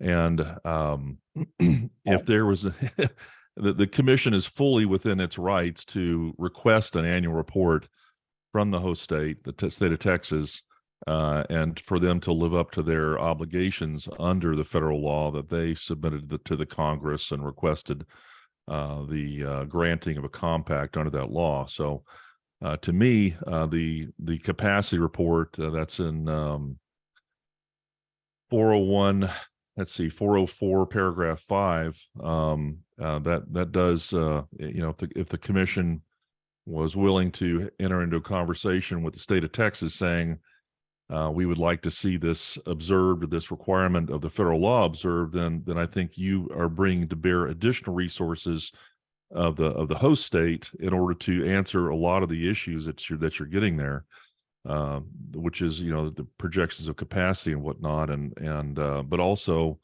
in terms of some of the licensing actions that Commissioner Sodick was concerned about. Those things would also be included in an annual report. To me, the revision of the federal law by the state law by Kel Seliger back in 2011 has hamstrung this commission, principally because it's impossible to run an organization, multi-million-dollar organization, on a 4-year projection. No corporation in the country would wait every 4 years to get a report on the industry, and wasn't the intention of the federal compact.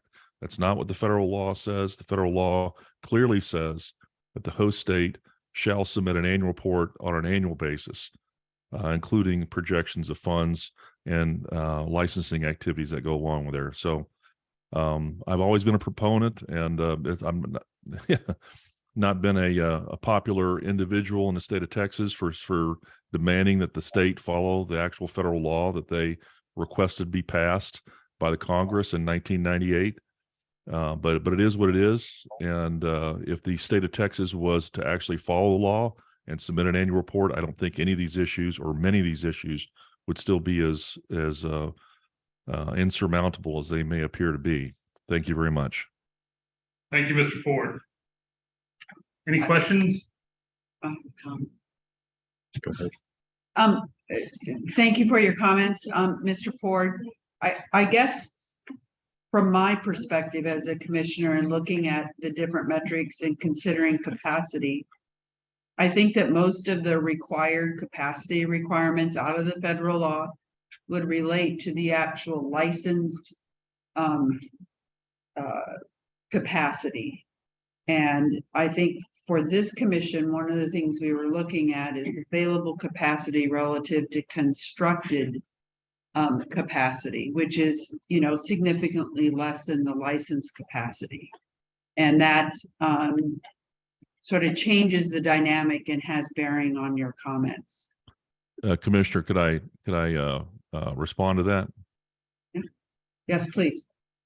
Well, the actual text of the requirement says that the host state is to submit an annual report to the commission on the status of the facility, including projections of the facility's anticipated future capacity and on the related funds. It's not just limited to either the constructed or the licensed capacity.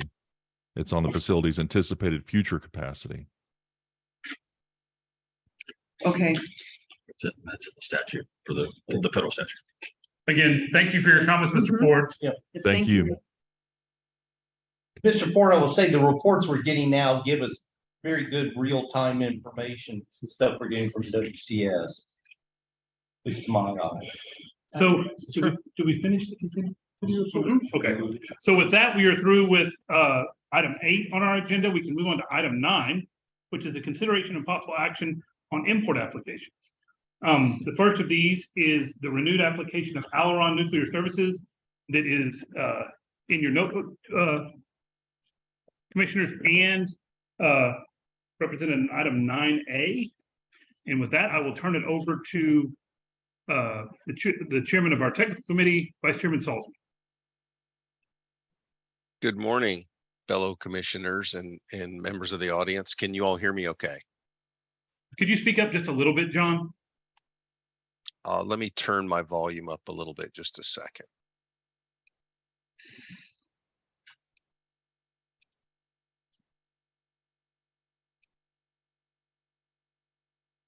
Is this better? Yes, thank you. Sure. The technical committee has received and reviewed an import application from Veolia ES Aileron. They're doing business as Aileron Nuclear Services. In this case, that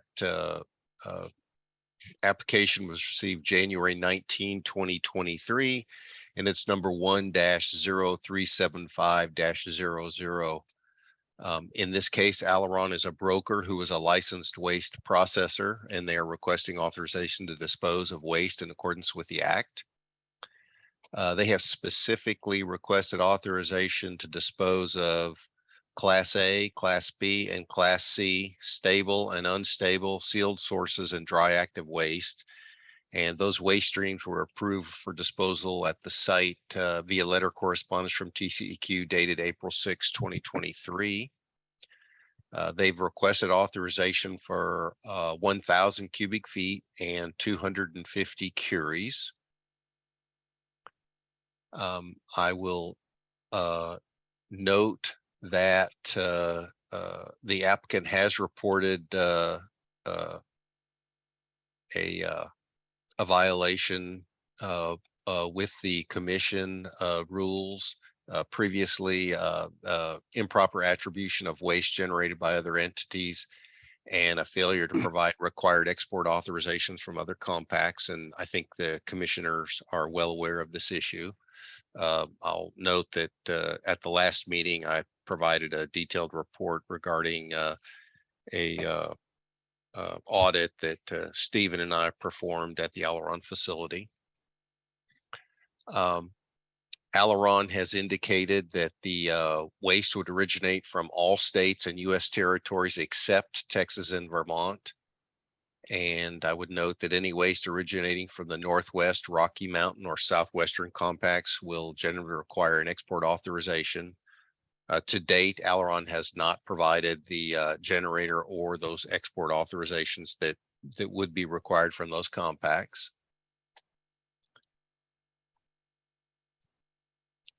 Aileron has indicated that the waste will be from small quantity generators, and based on the requested volume, curies, and generator types, the commission would concur with that so long as any of the utility waste does not originate from a nuclear utility. They have indicated that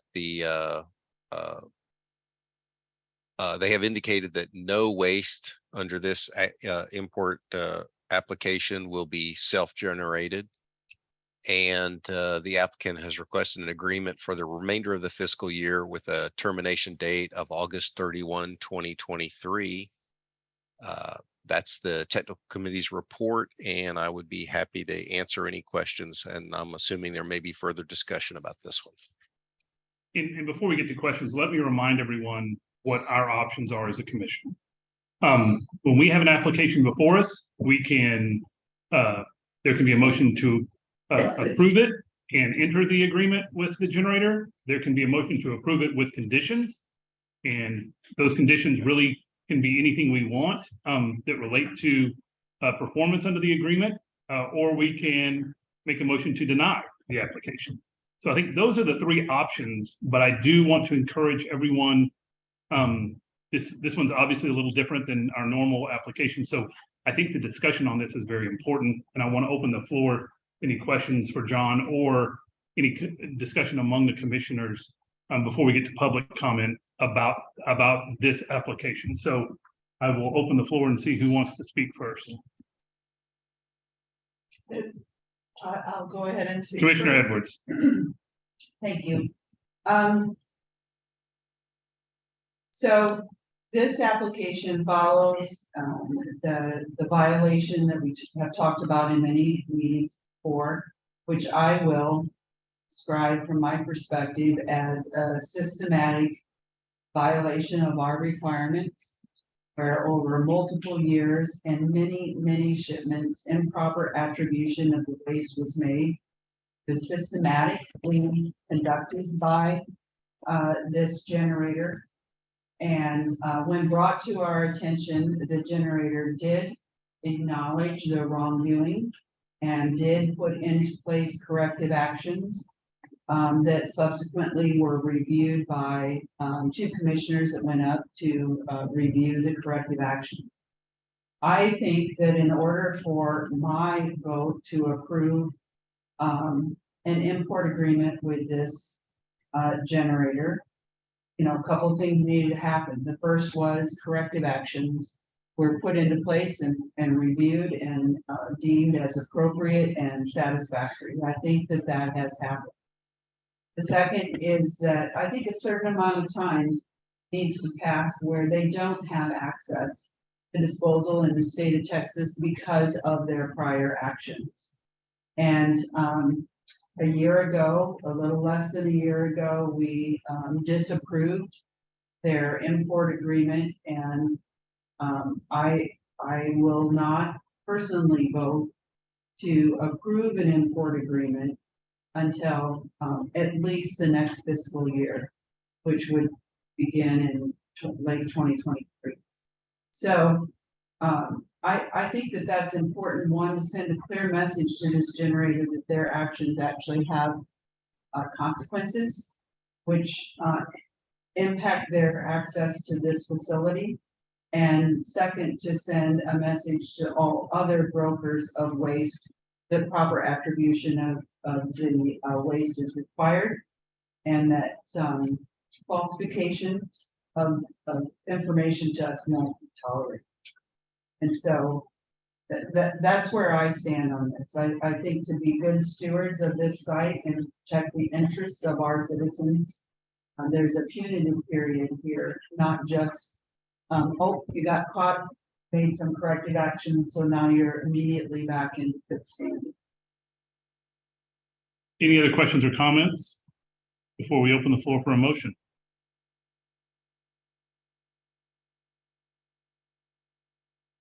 Going once, going twice. I'll remind everyone again that the team that went up to audit the Aileron process gave the report last meeting, and it was thorough and complete. And if anyone has any questions though about that audit, if they don't remember what was said, or if they have any questions about the audit process, it would also be appropriate now to do that from the commissioners. So is there any questions about the audit and the investigation that we've done in the past?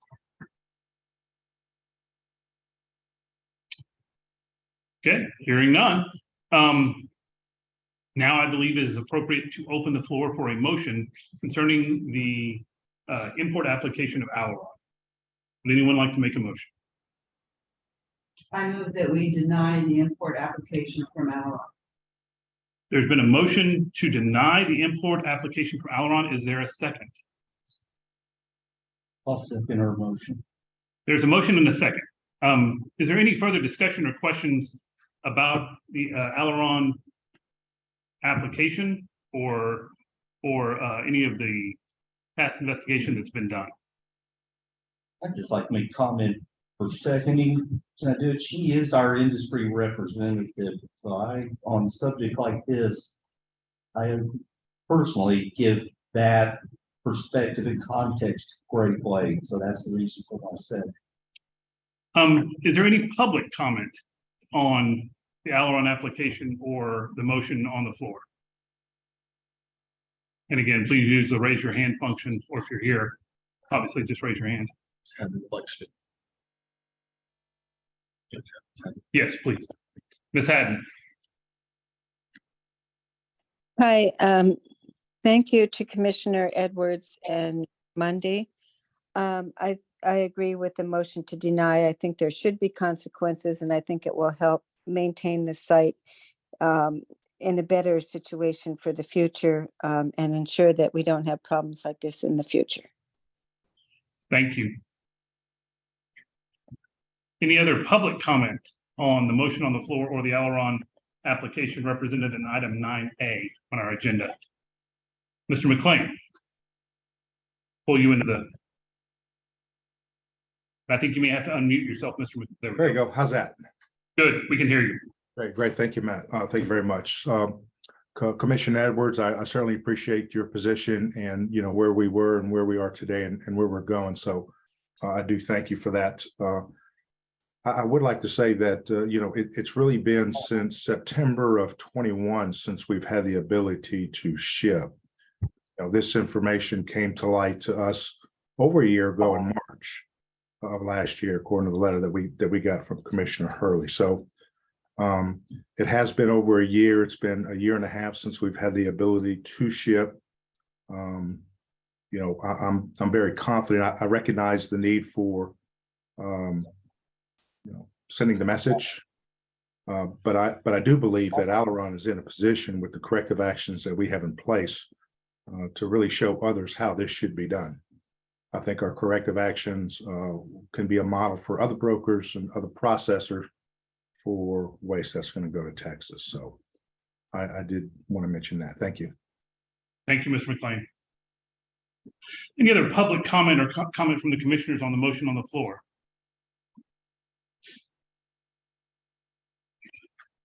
In light of the motion, I believe we will call a roll call vote. So I will ask our executive director to go down let's start at the left end and go to the right. Commissioner Bradford. All right. Well, I'm in full agreement with the intent of the motion. That is sending their message. But I also have the feeling that there's been a substantial staff period already, and I guess I don't have a strong feeling one way or the other about the difference between reinstatement, the end of this. I know it's sort of a poor thank you here, wonderful hospitality. I'm going to vote no. Commissioner Edwards. Yes. Commissioner Mundy. Yes. Commissioner Chairman Hurd. May I raise a point of order? This is a motion to deny the application. Yes, sir. If this motion is voted down, then what? Then do we have to have another motion to grant the application? I believe that it would be appropriate. In order for the application to be approved, there would have to be a motion approved for the application. So if this fails, you would need to have another motion in order for it to pass, but you would need another motion for it to pass whether it fails or not.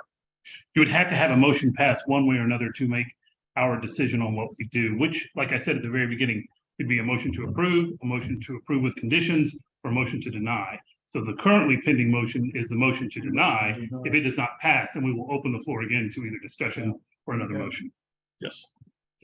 So let's go down there, and I will be the last vote. Commissioner Morse. Yes. Yes. Commissioner Sutton. Yes. Commissioner Nyack. Yes. Commissioner Salzman. Before I vote, I actually did not hear Peter's vote, yes or no. It was no. He voted no. Okay, thank you. I vote yes. Okay. Chairman Hurley.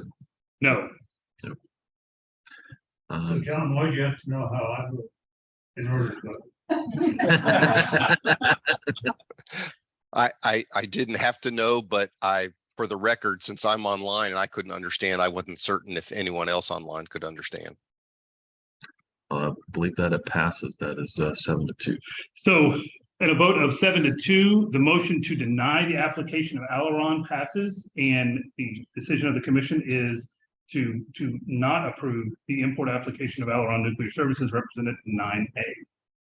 That we can move on to item 9B, the import application of Energy Solutions, and we will turn it back over to the vice chairman.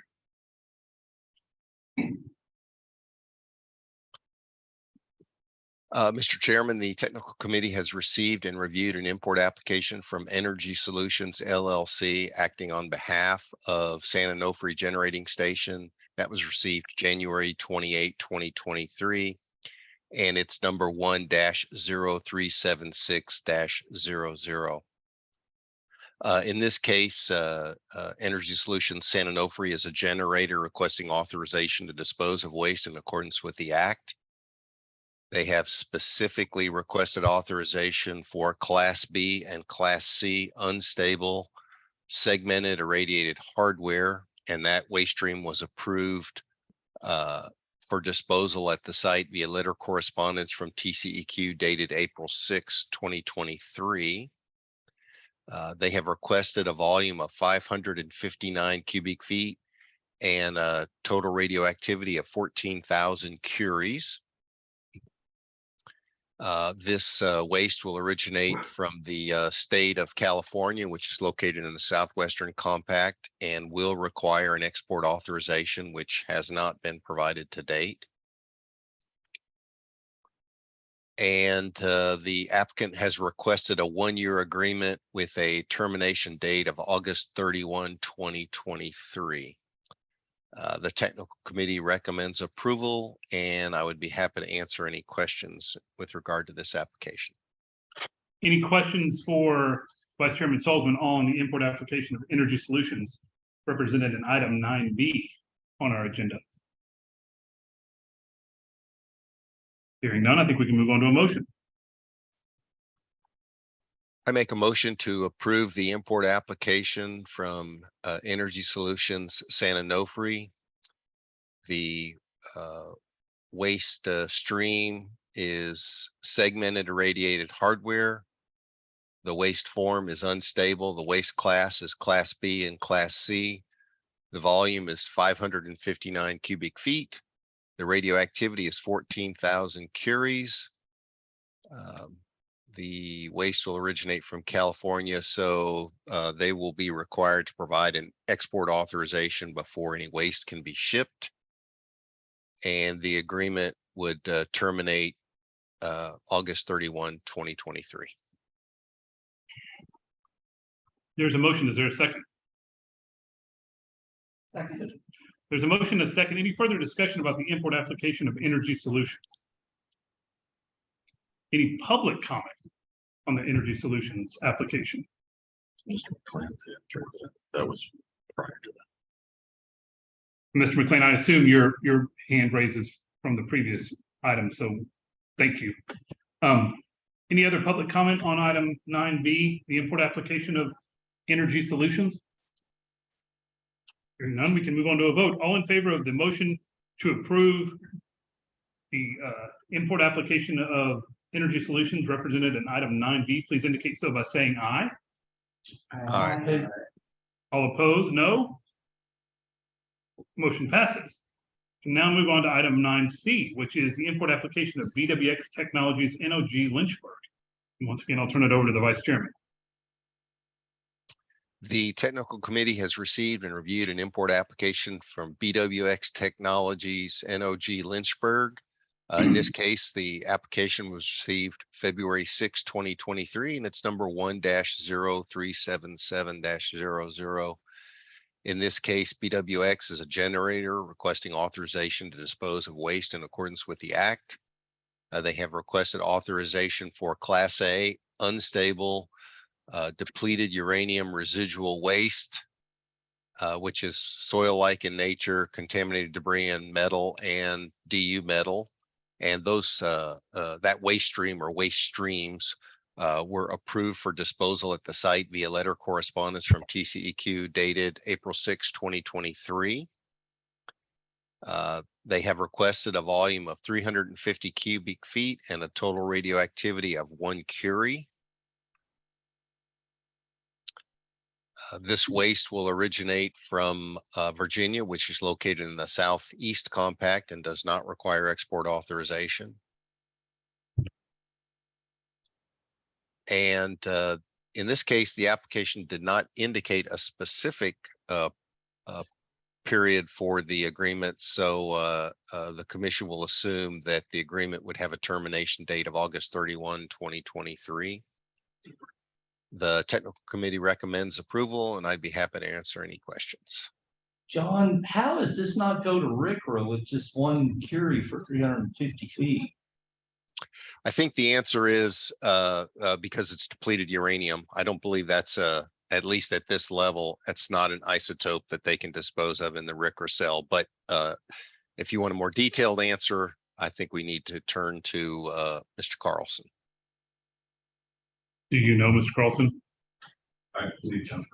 Okay. Any other questions for the technical committee? Hearing none, we'll move on to a motion. I make a motion to approve the import application from BWX Technologies, number 1-0377-00. The waste form is unstable. The waste class is Class A. The waste description is DU residual waste. The volume is 350 cubic feet. The total radioactivity is 1 curie. The waste will originate from Virginia, and the agreement would have a termination date of August 31, 2023. There is a motion. Is there a second? There's a motion and a second. Any further discussion about the application of BWX Technologies represented in item 9C on our agenda? Any public comment on item 9C? Hearing none, I think we can move on to a vote.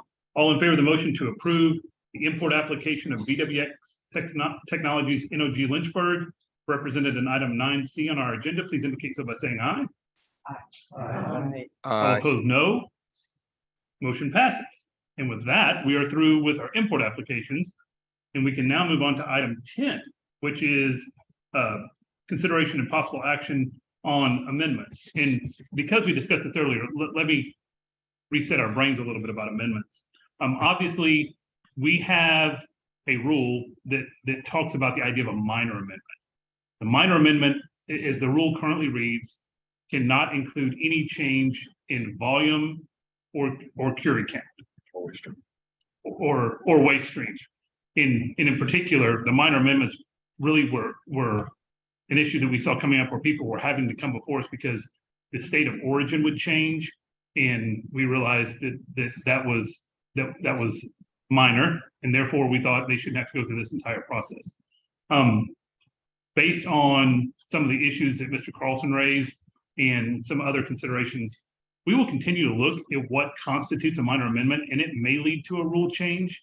But that is one of the things that I said when I said the rule committee is a perpetual motion machine. That is one of the new issues that I'm going to ask them to look at. But that being said, our current process is for any other type of amendment other than one where it's simply a change in state of origin. We do require you to file an amendment request. Generally, those come in as very simple letters, and then we have the same period in which we have to post those for public comment, which I believe is 35 days. Correct. And then they come before us. So with that all being laid out about our amendment process, again, we can now move on to the consideration of our only amendment before us today, which is the amendment request of ADP CR3. With that, I will turn it back over to the Vice Chairman. The technical committee has received and reviewed an amendment request from ADP CR3 that was received February 28, 23. And it is number 1-0349-01. And in this case, they have requested an amendment to the volume and curies for their import agreement due to an acceleration of the ongoing D&D operations. Their letter request indicated or has requested an additional 250 curies and 3,650 cubic feet.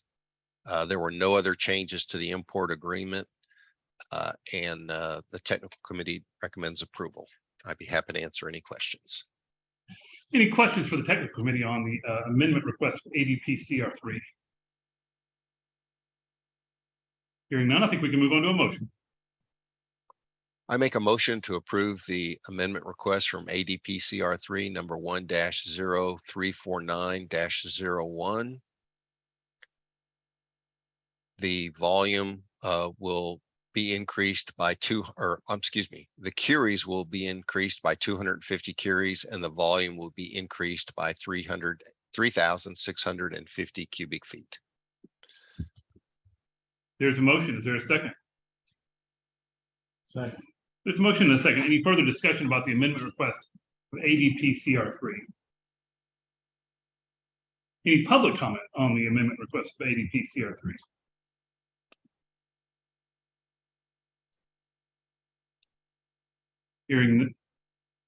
Seeing no one raising their hand, we'll move on to a vote. all in favor of the approval of the amendment request of ADP CR3 represented in item 10 on our agenda, please indicate so by saying aye. Aye. All opposed, no. Motion passes. And with that, we are through with both our import requests and our amendment requests. So we can move on to item 11 on our agenda, which is the chairman's report. I will be brief. We continue to be an active participant in the low-level forum. The next forum meeting has been set. October 3rd and 4th.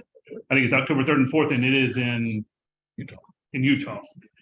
So obviously we just had some people come back from the most recent meeting, which I think was very successful. But we continue to have our dialogue with other compacts through that organization. The forum is really coming around to getting focused in on some policy issues and dealing directly with some of our federal agencies that regulate our industry. So I think there's real progress being made in getting it to be a policy influencing organization that will do a good job of educating and communicating with those federal agencies that are so important to our industry.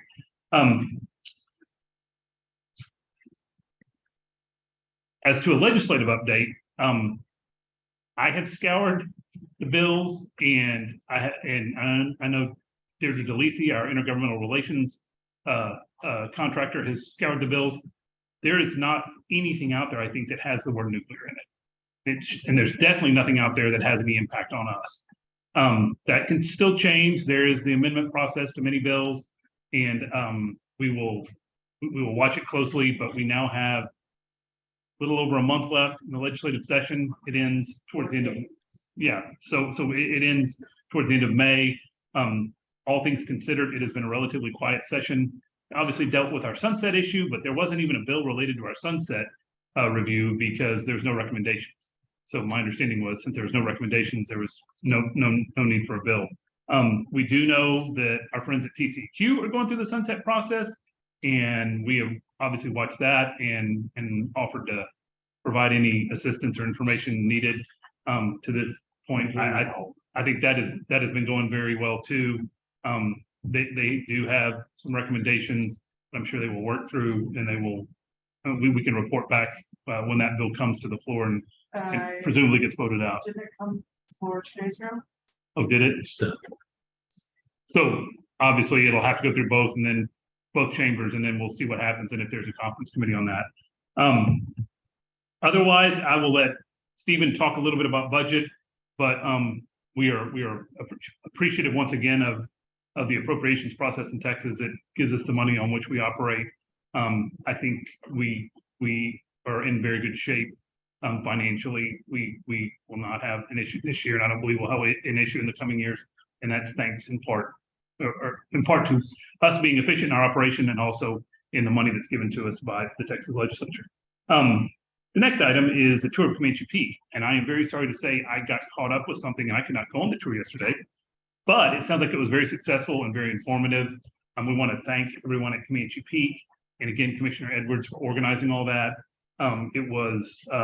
It's always informative and eye-opening to get to see how the generators of waste, especially those within our compact, operate, and kind of, get boots on the ground to actually see what's going on and understand a little bit better their process and how they go about generating the waste that is so important to our operation. So once again, thank you to everyone at Comanche Peak. Who was it that led the tour? Shane Howe. So especially thank you to Shane Howe, who led the tour. Thank you to Brian Christian and Eddie Seelig from ARDT for helping get all that set up as well. And any other comments about the tour? Since I didn't go on it, I want to make sure everybody else got to say anything that they wanted to say about it.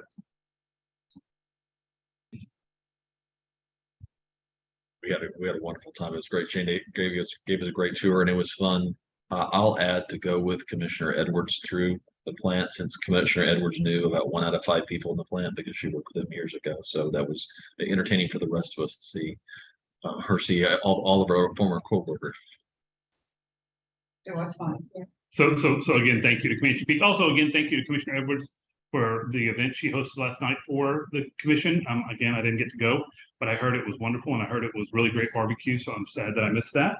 But thank you very much for hosting us and both hosting us at your home, but also helping organize this meeting since this is your part of the world. Brandon, I would just do one other call out for commission. They're about to enter a refueling outage. It starts on Sunday, which is an extremely demanding period for any operating nuclear power plant, and them to still accommodate the tour of the commission is really sort of above and beyond, and we appreciate that. That's a very good point. Thank you. Yeah, so thanks should be even a little more effusive in light of what they've got coming up around the corner. So with that, the last item on the executive chairman's report is, we kind of already have discussed this, but as I said, both Holtec and GE Hitachi were very gracious in working with us in giving us back volume and curies from their current agreements to alleviate some of the concerns we were previously discussing. In light of what we discussed, and I think what is going to be a heightened scrutiny on our volume issues and watching it a little more closely, one of the things I am going to encourage everyone to do and make part of the information that we gather about each applicant when they come before us is I would like to have, much like we consider things like prior violations or anything else of interest to us. I think one of the things that is going to interest me, and I hope it interests all of you now, is everyone's previous year usage of the amounts we have granted to them. And as I explained to Mr. Carlson when he was discussing this issue, I don't want to have anyone think that this is a, boy, you missed it by 5% and so we're upset. I want it to be something that we do an actual deep dive into people's usage and determining why they did or didn't use all of the volume and curies allocated to them. I think there's a lot of good explanations of why they might not, but I want to make sure that everyone knows that that is going to be at least a consideration that I take up when we consider future applications. And if I think anyone, any applicant has a repeated history of being very far off the mark, I think that should be taken into consideration in how much we grant to them, and in some cases, I guess if it was extreme, whether or not we agreed to grant an application. So I bring that up only really to announce something that I'm going to start considering, I know, in future applications, and make sure if anyone has any questions or wants to discuss that issue, that is something that is important to me going forward, and I hope you will understand why. And if you have any questions or want to comment on it, I'll open the floor now.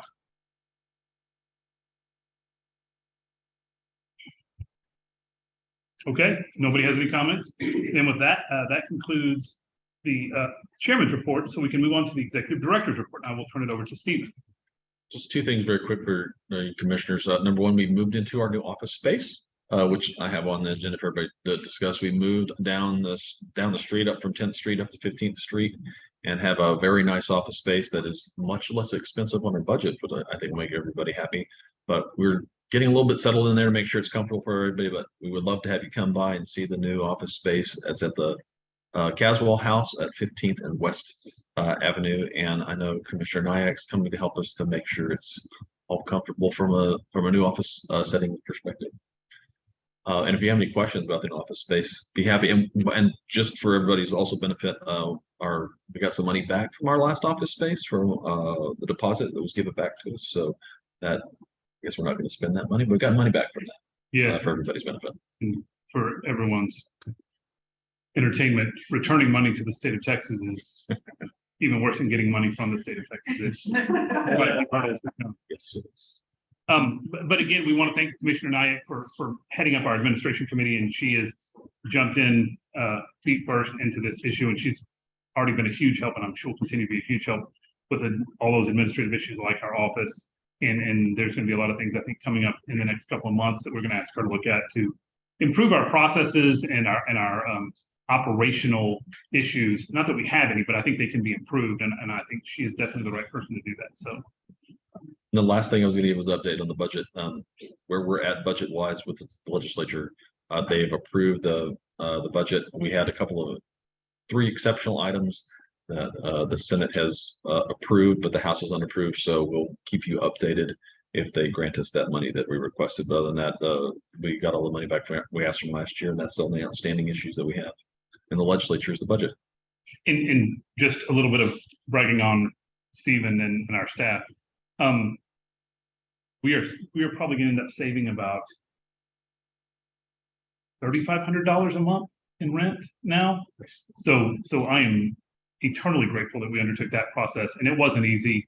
And I think we have found a space that suits us just fine and is still in close proximity to the Capitol and in downtown Austin. And we're just going to not spend $3,500 a month. And so I think that's a huge win for us. And it's really all because of the efforts of Stephen and Megan. So I want to thank them for doing that. So, with that, we have concluded item 12, and we're now on to item 13, which is our future meetings. And again, we usually blow right through this, but I want to stop down here a little bit and actually have a discussion about our future meetings and maybe what we want to do at some of those future meetings. So if you scroll down in your packet for today, our next meeting is June 29th, which will be in Austin. Presumably the legislature will not be in session. There is a chance of a special session. So we can't name a specific location yet. If we're able to, we'll meet at the Texas Capitol. If there's a special session and there's not room available, then we'll have to meet somewhere else. And we will figure out a place that's convenient for everyone. That's our next meeting. The meeting after that is in late August, and we have planned to do that in Andrews. And I think that's a very important meeting for us to have in the locale where the facility is. I think it's always enjoyable, and obviously we like going out and getting some of the hospitality that Commissioner Nyack shows us, and we can talk about events that we want to do there. I'm assuming some type of